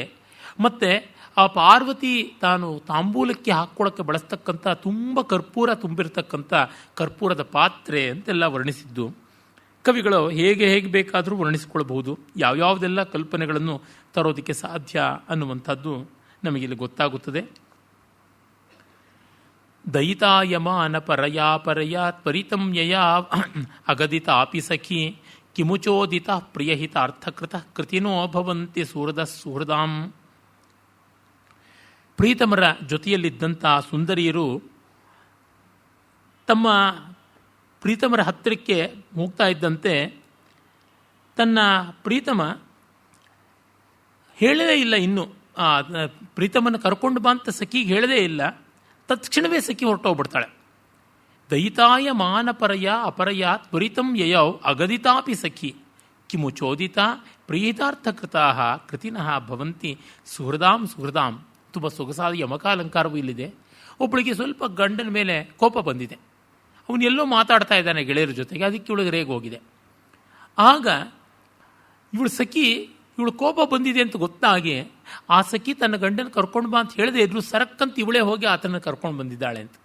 ಗೆಳತಿಯರು ಒಳ್ಳೇದಂತಾನೆ ಮಾಡಬೇಕು ಅಂತ ಕವಿ ಹೇಳ್ತಾನೆ. ಅಂದರೆ ಕೋಪ ಬಂದಿರೋ ಕಾರಣ ಅವನು ಬರಲಿ ಅಂತ ಹೇಳೋದಕ್ಕೆ ಇವಳಿಗೆ ಇಷ್ಟ ಇಲ್ಲ. ಅರೆ ಅವನು ಬಂದು ಕಾಲಿಗೆ ಬೀಳಲಿ, ಸಮಾಧಾನ ಮಾಡಲಿ ಅಂತ ಆಸೆ ಇದೆ. ಅದು ಗೆಳತಿಗೆ ಗೊತ್ತಾಗಿದೆ. ಅವಳು ಹಾಗೆ ಹೇಳ್ತಾ ಇದ್ದಾಳೆ. ಪ್ರತಿಭಿದ್ಯ ಕಾಂತಂ ಅಪರಾಧಕೃತಂ ಯದಿತಾವದಸ್ಯ ಪುನರೇವ ಮಯ ಕ್ರೇತೇನು ವೃತ್ತಿ ರುಚಿತೈವ ತತಃ ಕಲಯೇದಮಾನ ಮನಸಂ ಸಖಿಮಾಂ. ಮತ್ತು ಇವರು ಪ್ರಣಯಿಗಳ ಮಧ್ಯೆ ದೂತಿಯರೂ ಇದ್ದಾರೆ. ಯಾಕೆಂದರೆ ಕೋಪ ಬಂದಾಗ ಅವ್ರ ಜೊತೆ ಇವ್ರು ಮಾತಾಡೋಕ್ಕಾಗೋಲ್ಲ, ಮೂರನೇವರು ಬೇಕು. ಎಷ್ಟೋ ಸತಿ ಮೂರನೇವರು ಇಲ್ಲದೆ ಇದ್ದರೆ ಅಲ್ಲಿದ್ದ ಗೋಡೆ, ಒನಕೆ, ತಡಕೆ ಯಾವುದನ್ನು ಇಟ್ಕೊಂಡು ಮಾತಾಡೋದು ಹಳೆಯ ಕಾಲದಲ್ಲಿತ್ತು. ಇಬ್ಬರು ಕೋಪ ಬರುತ್ತದೆ, ಅರೆ ಮಾತಾಡುವ ಅನಿವಾರ್ಯತೆ ಇದೆ, ಮೂರನೇವರು ಇಲ್ಲ. ಅದಕ್ಕೆ ಮನೆಯಲ್ಲಿ ಎಷ್ಟೋ ಬರಿ ಆಗುತ್ತೆ. ಗಂಡ ಹೆಂಡತಿರು ಕೋಪ ಬಂದಾಗ ಚಿಕ್ಕ ಹುಡುಗ ಇದ್ದರೆ ಹೋಗೋ ನಿಮ್ಮ ಅಮ್ಮನಿಗೆ ಹೇಳೋ ಹೀಗೆ ಅಂತ, ನಿಮ್ಮಪ್ಪನಿಗೆ ಹೇಳೋ ಅದಾಗೋಲ್ಲ ಅಂತ. ಆ ಹುಡುಗನಿಗೆ ಏನೂ ಗೊತ್ತಾಗೋಲ್ಲ. ಇವರು ಕೇಳಿಸ್ಕೊಂಡು ಇವರು ಪ್ರತ್ಯುತ್ತರ ಕೊಡ್ತಾ ಇರ್ತಾರೆ. ಆ ರೀತಿಯಲ್ಲಿ ಆಗುತ್ತದೆ. ಅದನ್ನು ಇಲ್ಲಿ ಕವಿ ತುಂಬ ಚೆನ್ನಾಗಿ ಬಳಸಿಕೊಂಡು ಹೇಳ್ತಾ ಇದ್ದಾನೆ. ದೂತಿ ಬರ್ತಾಳೆ, ಬಂದು ಅವಳು ಹೇಳ್ತಾಳೆ, ಪ್ರತಿಭಿದ್ಯ ಕಾಂತಂ ಅಪರಾಧ ಕೃತಂ ಯದಿತಾವದಸ್ಯ ಪುನರೇವ ಮಯಾ ಕ್ರಿಯತೆ ಅನುವೃತ್ತಿ ರುಚಿತೈವ ತತಃ ಕಲಯೇದ್ ಅಮಾನ ಮನಸಂ ಸಖಿಮಾಂ. ಅವನು ನಿನ್ನ ಜೊತೆ ಸರಿಯಾಗಿ ನಡ್ಕೊಂಡಿಲ್ಲ ಅನ್ನೋದು ಗೊತ್ತಿದೆ, ಅದಕ್ಕೋಸ್ಕರವೇ ನಿರಾಕರಿಸಿರೋದು ಅಂತ ಗೊತ್ತಿದೆ. ಆದರೂ ಗಂಡನ ಬಗ್ಗೆ ಅವಳು ಹೇಳ್ತಾ ಇದ್ದಾಳೆ, ಅವನು ಕೋಪ ಮಾಡಿಕೊಂಡೆ, ಅವನು ತಪ್ಪು ಮಾಡಿದ್ದ ಅಂತ ಓಡಿಸಿಯೂ ಬಿಟ್ಟೆ. ಆದರೆ ತೀರಾ ಬಿಂಕ ಮಾಡಿದ್ರೆ ಸರಿಯಾಗೋಲ್ಲ, ಬಿಗುಮಾನ ಸರಿಯಾಗೋಲ್ಲ. ಅದಕ್ಕೋಸ್ಕರವಾಗಿ ನಾನೇ ತಗ್ಗುತ್ತಾ ಇದ್ದೀನಿ, ನಾನೇ ಬಗ್ಗುತ್ತಾ ಇದ್ದೀನಿ ಅಂತಕ್ಕಂಥದ್ದು. ಅವಧೀರ್ಯ ಧೈರ್ಯ ಕಲಿತಾ ದಯಿತಂ ವಿದದೇ ವಿರೋಧ ಮತತೇನ ಸಹ ತವಗೋಪ್ಯತೆ ಕಿಮೆವ ಕರ್ತುಮಿದಂ ನ ಸಾಹಸ್ಮಿ ಸಾಹಸಂ ಅಸಾಹಸಿಕಿ ಅಂತ. ಮತ್ತೆ ಇನ್ನೊಂದು ಹೇಳ್ತಾಳೆ ಸಖಿಗೆ. ಅವಳು ಹೇಳ್ತಾಳೆ, ನೋಡು, ನಾನು ನಿರಾಕರಿಸಿದ್ದೆ ಅಂತಂದರೂ ಅವನ ಹತ್ರಕ್ಕೆ ಹೋಗು. ನಾನು ಕೋಪ ಮಾಡ್ಕೊಂಡಿದ್ದೀನಿ ಹೌದು, ಆದರೆ ನೀನು ಕೋಪ ಮಾಡ್ಕೋಬೇಡ. ಅವನನ್ನು ನನ್ನ ನೆನಪನ್ನು ತಂದು ನನಗೆ ಅನ್ಯಾಯ ಮಾಡಿದ್ದಾನೆ ಅಂತ ನೀನು ಅವನ ಮೇಲೆ ಕೋಪ ತೀರಿಸ್ಕೊಳ್ಳೋಕೆ ಹೋಗಬೇಡ. ಯಾಕೆ, ಅವನು ಮಾಡಿದ ಕೋಪವನ್ನು ದೋಷವನ್ನು ನಾವು ಮರೆತು ಬಿಡೋಣ. ಇನ್ನೇನು ಮಾಡೋದು, ಬೇರೆ ದಾರಿಯೇ ಇಲ್ಲ ಅಂತಕ್ಕಂಥದ್ದು. ತದುಪೇತ್ಯ ಮಾಸ್ಮ ತಮುಪಾಲಭತಾಹ ಕಿಲ ದೋಷಮಸ್ಯ ನಹಿ ವಿದ್ಮ ವಯಂ ಇತಿ ಸಂಪ್ರದಾರ್ಯ ರಮಣಾಯ ವಧೂಹು ವಿಹಿತಾಗಸೇಪಿ ವಿಸಸರ್ಜ ಸಖೀಂ. ಯಾಕೆ, ಸೋತು ಗೆಲ್ಲಬೇಕು, ಬೇರೆ ದಾರಿಯೇ ಇಲ್ಲ. ಬಿಗುಮಾನ ಮಾಡಿಕೊಂಡು ಬಿಗಿದುಕೊಂಡು ಸೆಳೆದುಕೊಂಡು ಹೋದರೆ ಖಂಡಿತವಾಗಿ ಸಮಾಧಾನ ಸಿಗತಕ್ಕಂಥದ್ದಲ್ಲ ಅಂತ. ಇನ್ನೊಂದು ಕಡೆ ದೂತಿ ಒಬ್ಬಳು ಇದ್ದಾಳೆ. ಅವಳು ಸಖಿಯ ಪ್ರೀತಮನನ್ನು ಹೋಗಿ ಕೇಳ್ತಾಳೆ, ಮಮರೂಪ ಕೀರ್ತಿ ಮಹರದ್ಭುವಿ ಯಹ ತದನು ಪ್ರಸಕ್ತ ಹೃದಯೇಯಮಿತಿ ತ್ವಯಿ ಮತ್ಸರಾದಿವ ನಿರಸ್ತದಯ ಸುತರಾಂ ಕ್ಷಿಣೋತಿ ಖಲುತಾಂ ಮದನಃ. ಅವಳು ಹೇಳ್ತಾ ಇದ್ದಾಳೆ, ನೋಡಪ್ಪ, ನೀನು ತುಂಬ ರೂಪವಂತ ಅನ್ನುವ ನಿನ್ನ ಕೀರ್ತಿಯನ್ನು ಅಪಹರಣ ಮಾಡಿಬಿಟ್ಟಿದ್ದಾಳೆ ಇವಳು ಅನ್ನುವಂಥ ನೀನು ನೋಡಬೇಡ. ಅವಳು ನಿಜವಾಗಿ ತುಂಬ ಸುಂದರಿ, ಹಾಗಾಗಿ ನಿನ್ನ ರೂಪ ಅವಳ ಮುಂದೆ ಏನೂ ಇಲ್ಲ ಅಂತ ನೀನು ಅಂದುಕೊಂಡು ಸಂಕೋಚ ಪಟ್ಕೋಬೇಕಿಲ್ಲ. ಮತ್ತು ನಿನ್ನ ಹೃದಯವನ್ನು ಅವಳು ಸೆರೆ ಹಿಡಿದಿಟ್ಕೊಂಡಿದ್ದಾಳೆ ಅಂತಕ್ಕಂಥದ್ದು ನಿನಗೆ ಬೇಡ. ಯಾಕೆಂದರೆ ನೀನು ಅವಳಲ್ಲಿ ಸೋತಿದ್ದೀಯಾ, ಅನುರಕ್ತನಾಗಿದ್ದೀಯಾ. ಅದಕ್ಕಾಗಿ ನೀನು ನಿನ್ನ ಬಗ್ಗೆ ನಿನ್ನನ್ನು ಸಂಕೋಚ ಮಾಡಿಕೊಳ್ಬೇಡ. ಮತ್ತು ಮನ್ಮಥ ನಿನ್ನನ್ನು ತುಂಬ ಹಿಂಸೆ ಮಾಡ್ತಾ ಇದ್ದಾನೆ, ಅದಕ್ಕೂ ಬಿಗುಮಾನ ಬೇಡ. ಅದಕ್ಕಾಗಿಯೂ ನೀನೇನು ಸಂಕೋಚ ಪಟ್ಕೋಬೇಡ. ಎಷ್ಟು ಬಿಂಕ ಮಾಡಿದ್ರೆ ತಾನೇ ಪ್ರೀತಿಯಲ್ಲಿ ನಾವು ಗೆಲ್ಲೋಕ್ಕಾಗುತ್ತೆ. ಸೋತೇ ಮಾಡಬೇಕು. ತವಸಾ ಕಥಾಸು ಪರಿಘಟ್ಟಯತಿ ಶ್ರವಣಂ ಯದಂಗುಲಿ ಮುಖೇನ ಮುಹುಹು ಘನತಾಂ ಧ್ರುವಂ ನಯತಿ ತೇನ ಭವತ್ ಗುಣಪೂಗಪೂರಿತಂ ಅತೃಪ್ತತೆಯ. ಆ ಪ್ರೀತಮೇ ನಿನಗಾಗಿ ಎಷ್ಟು ಹಾತೊರೆದಿದ್ದಾಳೆ ಅಂದರೆ, ನಿನ್ನ ವಿಷಯವನ್ನು ಹೇಳಿದ್ರೆ ಅವಳು ಕಿವಿ ಮುಚ್ಕೋತಾ ಇದ್ದಾಳೆ. ಅದಕ್ಕೆ ಕಾರಣ ಅದನ್ನು ಹೇಳಬಾರ್ದು ಅಂತಲ್ಲ, ಒಳಗೆ ಹೋಗಿರೋದು ಎಲ್ಲಿ ಬಂದುಬಿಡುತ್ತೋ ಅಂತ ಅದನ್ನು ಒಳಗೊಳಗೆ ತುರುಕ್ಕೊಳ್ತಾ ಇದ್ದಾಳೆ ಅಂತ. ಅಂದರೆ ಇಷ್ಟು ಚಮತ್ಕಾರವಾಗಿ ಆ ಮಾತುಗಳ ಮೂಲಕವಾಗಿ ಅವಳಿಗೆ ನಿನ್ನ ಪ್ರಸ್ತಾವ ಇತ್ತಿದ್ರೆ ಕೋಪ ಬರ್ತಾ ಇದೆ, ಆದರೂ ಹೋಗ್ಬಿಟ್ಟು ನೀನು ಸಮಾಧಾನ ಮಾಡಬೇಕು, ಬೇರೆ ದಾರಿ ಇಲ್ಲ. ಅದು ಬಹಳ ಒಳ್ಳೆಯದಾದದ್ದು. ದಕ್ಷಿಣ ನಾಯಕ, ದಾಕ್ಷಿಣ್ಯವಂತರಾದಂಥ ಪ್ರಿಯತಮರು ಅಂತಂದರೆ ಅದೇ ರೀತಿ ಅನ್ನುವ ಭಾವವನ್ನು ತುಂಬ ಚೆನ್ನಾಗಿ ತೋರಿಸ್ತಕ್ಕಂಥ ಪದ್ಯಗಳು. ಆಮೇಲೆ ಇನ್ನೊಂದು ಕಡೆ ತದಯುಕ್ತಮಂಗ ತವ ವಿಶ್ವಸೃಜ ನಕೃತಂ ಯದೀಕ್ಷಣ ಸಹಸ್ರತಯಂ ಪ್ರಕಟೀಕೃತ ಜಗತಿ ಏನ ಖಲು ಸ್ಫುಟಮಿಂದ್ರತಾದ್ಯಮಯಿ ಗೋತ್ರಭಿದ. ಒಂದು ಚಮತ್ಕಾರದ ಪದ್ಯವನ್ನು ಇಲ್ಲಿ ಕವಿ ಬರಿತಾ ಇದ್ದಾನೆ. ಅದು ಗೋತ್ರಸ್ಖಲನ ಅನ್ನುವಂಥ ಒಂದು ಸಂದರ್ಭವನ್ನು ಇಟ್ಕೊಂಡದ್ದು. ಇದು ಹಲವು ಮದುವೆ ಆದವ್ರಿಗೆ ಬರೋ ಸಮಸ್ಯೆ. ಒಬ್ಬಳತ್ರ ಇರುವಾಗ ಮತ್ತೊಬ್ಬಳ ಹೆಸರಿಂದ ಇವಳನ್ನು ಕರೆದು ಬಿಟ್ಟರೆ ಅವಳಿಗೆ ಕೋಪ ಬರದೇ ಇರುತ್ತೆ. ರಾಮನಂತವ್ರಿಗಾದರೆ ತೊಂದರೆ ಇಲ್ಲ, ಎಲ್ಲ ಕಡೆಯಲ್ಲೂ ಸೀತೆನೇ ಇರೋದು, ಎಲ್ಲೆಲ್ಲೂ ಸೀತೆಯೇ, ಒಬ್ಬಳೇ ಅವಳು. ಅಂದರೆ ಕೃಷ್ಣನಂತವ್ರಿಗೆ ಹಾಗಲ್ಲ. ರುಕ್ಮಿಣಿ ಜೊತೆ ಮಾತಾಡ್ತಾ ಇರೋವಾಗ ಸತ್ಯಭಾಮೆ ಅಂದರೆ ರುಕ್ಮಿಣಿಯೇನೋ ಒಳ್ಳೆಯವಳು ಪಾಪ, ಆಕಸ್ಮಿಕವಾಗಿ ಅಂದ ಅಂತ ಸಹಿಸ್ಕೋಬೋದು. ಸತ್ಯಭಾಮೆ ಹತ್ರ ಮಾತಾಡ್ತಿರುವಾಗ ಜಾಂಬವತಿ ಅಂತಂದುಬಿಟ್ರೆ ರೇಗೊಲ್ವೇ ಅವಳಿಗೆ. ಇವತ್ತಿಗೂ ಅಷ್ಟೇ, ಯಾರಿಗೂ ನಮ್ಮ ಹೆಸರನ್ನೇ ಅವ್ರು ಮರ್ತೋಗ್ಬಿಟ್ರಲ್ಲ ಅಂತ ಕೋಪ ಬರುತ್ತೆ. ನಾವು ನಮ್ಮ ಹೆಸರು ಅವ್ರ ಮನಸ್ಸಲ್ಲಿ ಜ್ಞಾಪಕ ಇರೋ ಥರ ಏನು ಘನಕಾರ್ಯ ಮಾಡಿದ್ದೀವಿ ಅವರಿಗೆ, ಅದನ್ನು ನಾವು ಗಮನಿಸ್ಕೋಬೇಕಲ್ವ. ಅದಿಲ್ಲವೇ ಇಲ್ಲ. ಹಾಗೆ ಗಂಡನ ಮನಸ್ಸಲ್ಲಿ ಹೆಂಡತಿ, ಹೆಂಡತಿ ಮನಸ್ಸಲ್ಲಿ ಗಂಡ ಚಿರಸ್ಥಾಯಿ ಆಗೋ ಥರ ಪ್ರೀತಿಯನ್ನು ಇಟ್ಕೋಬೇಕು. ಪ್ರೀತಿಯ ಫಲವಾಗಿ ಒಳ್ಳೆ ಕೆಲಸ ಮಾಡಬೇಕು. ಇಲ್ಲಿ ಆ ಥರ ಹೆಸರು ಬಾಯಿಜಾರಿ ಏನೋ ಹೇಳೋದನ್ನು ಗೋತ್ರಸ್ಖಲನ ಅಂತ ಸಂಸ್ಕೃತದಲ್ಲಿ ಹೇಳ್ತಾರೆ. ಅದನ್ನು ಇಟ್ಕೊಂಡು ಹೇಳ್ತಾ ಇರೋವಂಥದ್ದು ಕವಿಯಲ್ಲಿ. ತದಯುಕ್ತಮಂಗ ತವ ವಿಶ್ವಸೃಜ ನಕೃತಂ ಯದೀಕ್ಷಣ ಸಹಸ್ರತಯಂ. ಅಯ್ಯೋ ಪಾಪಿ, ನಿನಗೆ 1000 ಕಣ್ಣನ್ನು ಮಾಡಲಿಲ್ಲ ಆ ಬ್ರಹ್ಮ, ಅದು ಬಹಳ ಸರಿಯಾಗಿದೆ. ನೀನು ಇಂದ್ರನ ಕೆಲಸವೇ ಮಾಡಿದ್ರು ನಿನಗೆ 1000 ಕಣ್ಣು ಮಾಡಿಲ್ಲ, ಅದು ತೀರಾ ಅನ್ಯಾಯ. ನೀನು 1000 ಕಣ್ಣು ಇಟ್ಕೊಂಡಿರೋನಾಗಿದ್ದಿದ್ರೆ ಮೈಯೆಲ್ಲ ಕಣ್ಣಾಗಿ ಎಚ್ಚರಿಕೆಯಿಂದ ನನ್ನ ನೋಡ್ಕೋತಾ ಇದ್ದೆ ಅಂತ. ಇಲ್ಲಿ ಒಂದು ಚಮತ್ಕಾರ ಏನಂದರೆ, ಗೋತ್ರಸ್ಖಲನ ಅಂದರೆ ಬೆಟ್ಟವನ್ನು ಬಡದದ್ದು ಅಂತಲೂ ಆಗುತ್ತೆ, ಬೆಟ್ಟವನ್ನು ಜಾರಿಸಿದ್ದು ಅಂತ. ಗೋತ್ರ ಅನ್ನೋದಕ್ಕೆ ಹೆಸರು ಅಂತ ಒಂದು ಅರ್ಥ ಇದೆ. ಈ ನಮ್ಮ ಕುಲ ಗೋತ್ರ ಇತ್ಯಾದಿಗಳೆಲ್ಲ, ಕಾಶ್ಯಪ ಗೋತ್ರ, ಆತ್ರೇಯ ಗೋತ್ರ, ಇವೆಲ್ಲ ಗೋತ್ರ ಅಂದರೆ ಅದು ಹೆಸರು ಅನ್ನುವ ಅರ್ಥದಲ್ಲೇ ಇರುವಂಥದ್ದು. ಮತ್ತೊಂದು ಗೋತ್ರ ಅನ್ನೋಕ್ಕೆ ಬೆಟ್ಟ ಅಂತಲೂ ಅರ್ಥ ಇದೆ. ಇಂದ್ರ ಹಿಂದೊಮ್ಮೆ ಬೆಟ್ಟಗಳಿಗೂ ರೆಕ್ಕೆ ಇದ್ದಾಗ ರೆಕ್ಕೆಗಳನ್ನು ಕತ್ತರಿಸಿ ಅವುಗಳನ್ನು ನೆಲಕ್ಕೆ ಜಾರಿಸ್ದ. ಹಾಗಾಗಿ ಗೋತ್ರ ಸ್ಖಲನ ಮಾಡಿದವನು ಇಂದ್ರ ಅಂತ. ಇಂದ್ರನಿಗೆ ಮೈಯೆಲ್ಲ ಕಣ್ಣು, 1000 ಕಣ್ಣು ಅಂತ. ಹಾಗಾಗಿ ಬ್ರಹ್ಮ ನಿನ್ನನ್ನು ಗೋತ್ರ ಸ್ಖಲನ ಮಾಡುವಂಥವನಾಗಿ ಮಾಡಿದ್ದಾನೆ. ಅಂದರೆ 10 ಜನ ಹೆಂಗಸರ ಜೊತೆ ಮದುವೆ ಮಾಡಿಕೊಂಡು ಒಬ್ಬಳ ಹತ್ರ ಇನ್ನೊಬ್ಬಳ ಹೆಸರನ್ನು ಬಾಯಿಜಾರಿ ಹೇಳೋ ಸ್ಥಿತಿಗೆ ತಂದಿದ್ದಾನೆ. ಆ ಥರ ಮಾಡಿದ ಬ್ರಹ್ಮ ನಿನ್ನ ಮೈಯೆಲ್ಲ ಕಣ್ಣು ಮಾಡಿದ್ದಿದ್ರೆ, ಎಚ್ಚರದಿಂದ ಮೈಯೆಲ್ಲ ಕಣ್ಣಾಗಿ ಅಂದರೆ ಎಚ್ಚರದಿಂದ ನಡ್ಕೊಳ್ಳೋದು ಅಂತ ಅರ್ಥ ತಾನೆ. ಹಾಗೆ ನಡ್ಕೊಂಡು ಈ ಥರ ಅವಿವೇಕಗಳನ್ನು ಮಾಡ್ಕೊಳ್ತಾ ಇರಲಿಲ್ಲ ಅಂತ ಚಮತ್ಕಾರ. ನವಿಭಾವಯತ್ಯನಿಶಂ ಅಕ್ಷಿಗತಾಮಪಿ ಮಾಂ ಭವಾನ್ ಅತಿ ಸಮೀಪತೆಯ ಹೃದಯಸ್ಥಿತಾಮಪಿ ಪುನಃಪರಿತಃ ಕಥಮೀಕ್ಷಸೆ ಬಹಿರಭೀಷ್ಟತಮಾಂ. ಮತ್ತವಳು ಹೇಳ್ತಾ ಇದ್ದಾಳೆ, ನಾನು ನಿನ್ನ ಕಣ್ಣಿಗೆ ಎಲ್ಲ ಕಾಲವೂ ಕಾಣಿಸ್ತಾ ಇದ್ದರೂ ಕೂಡ ನೀನು ನನ್ನ ಹತ್ರಕ್ಕೆ ಬರ್ತಾ ಇಲ್ಲ. ನಾನು ನೀನು ಬಾ ಅಂತ ಬಾಯ್ಬಿಟ್ಟು ಕರಿತಾ ಇಲ್ಲ. ನಾನು ನಿಜಕ್ಕೂ ನೋಡಿದ್ರೆ ನಿನ್ನ ಹೃದಯದ ಒಳಗೇನೆ ಕರಗಿ ಹೋಗ್ಬಿಟ್ಟಿದ್ದೀನಿ. ಹಾಗಿದ್ದರೂ ನೀನು ಮತ್ತೊಬ್ಬಳನ್ನ ಕರೀತಾ ಇದೆಯಲ್ಲ ನನ್ನೆದುರಿಗೆ, ಇದೇನಾದರೂ ಸರಿನಾ ಅಂತ ಅವಳಂತ ಇದ್ದಾಳೆ. ಅಪಯಾತಿ ಸರೋಷಯ ನಿರಸ್ತೆ ಕೃತಕಂ ಕಾಮಿನಿ ಚುಕ್ಷುವೆ ಮೃಗಾಕ್ಷ್ಯ ಕಲಯನ್ನಪಿ ಸವ್ಯಥೋ ವತಸ್ಥೆ ಅಶಕುನೇನ ಸ್ಖಲಿತಃ ಕಿಲೇತರೋಪಿ. ಹಾಗೆಲ್ಲ ಇವಳು ಅವನನ್ನು ಹಂಗಿಸಿದಾಗ ಅವನಿಗೆ ಪಾಪ ಇನ್ನೇನೂ ಮಾಡೋಕ್ಕಾಗದೆ ಮುಖ ಸಿಂಡಿಸ್ಕೊಂಡು ಎದ್ದು ಹೋಗ್ಬಿಡ್ತಾ ಇದ್ದಂತೆ. ಆಗ ಎದ್ದು ಹೋಗ್ತಿದ್ದಂಗೆ ಇವಳು ತಕ್ಷಣವೇನೆ ಒಂದು ಹುಸಿ ಸೀನಿದ್ದಾಳೆ. ಒಂಟಿ ಸೀನಿದ್ರೆ ಮಾಡೋ ಕೆಲಸ ಬಿಡ್ತಾರಲ್ವ ಅಪಶಕುನ ಅಂತ. ಹಾಗೆ ಅವನು ಎದ್ದು ಹೋಗೋದು ಬಿಟ್ಟ ಅಂತ.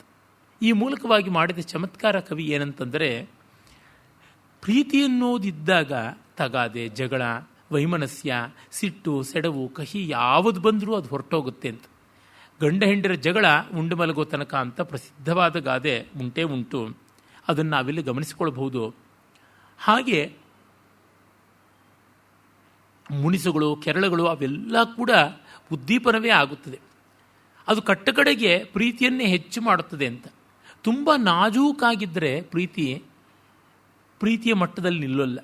ಅದು ಗಟ್ಟಿಯಾಗಬೇಕು ಅಂದರೆ ಒಂದಿಷ್ಟು ಒರಟುತನ ಬೇಕು, ಒಂದಿಷ್ಟು ಜಾರಿಕೆ, ಒಂದಿಷ್ಟು ಹೇರಿಕೆ, ಇವೆಲ್ಲ ಬೇಕು. ಇದೆಲ್ಲ ಇದ್ದು ಅದನ್ನು ಮೀರಿದರೆ ತಾನೇ ಬರ್ತಕ್ಕಂಥದ್ದು.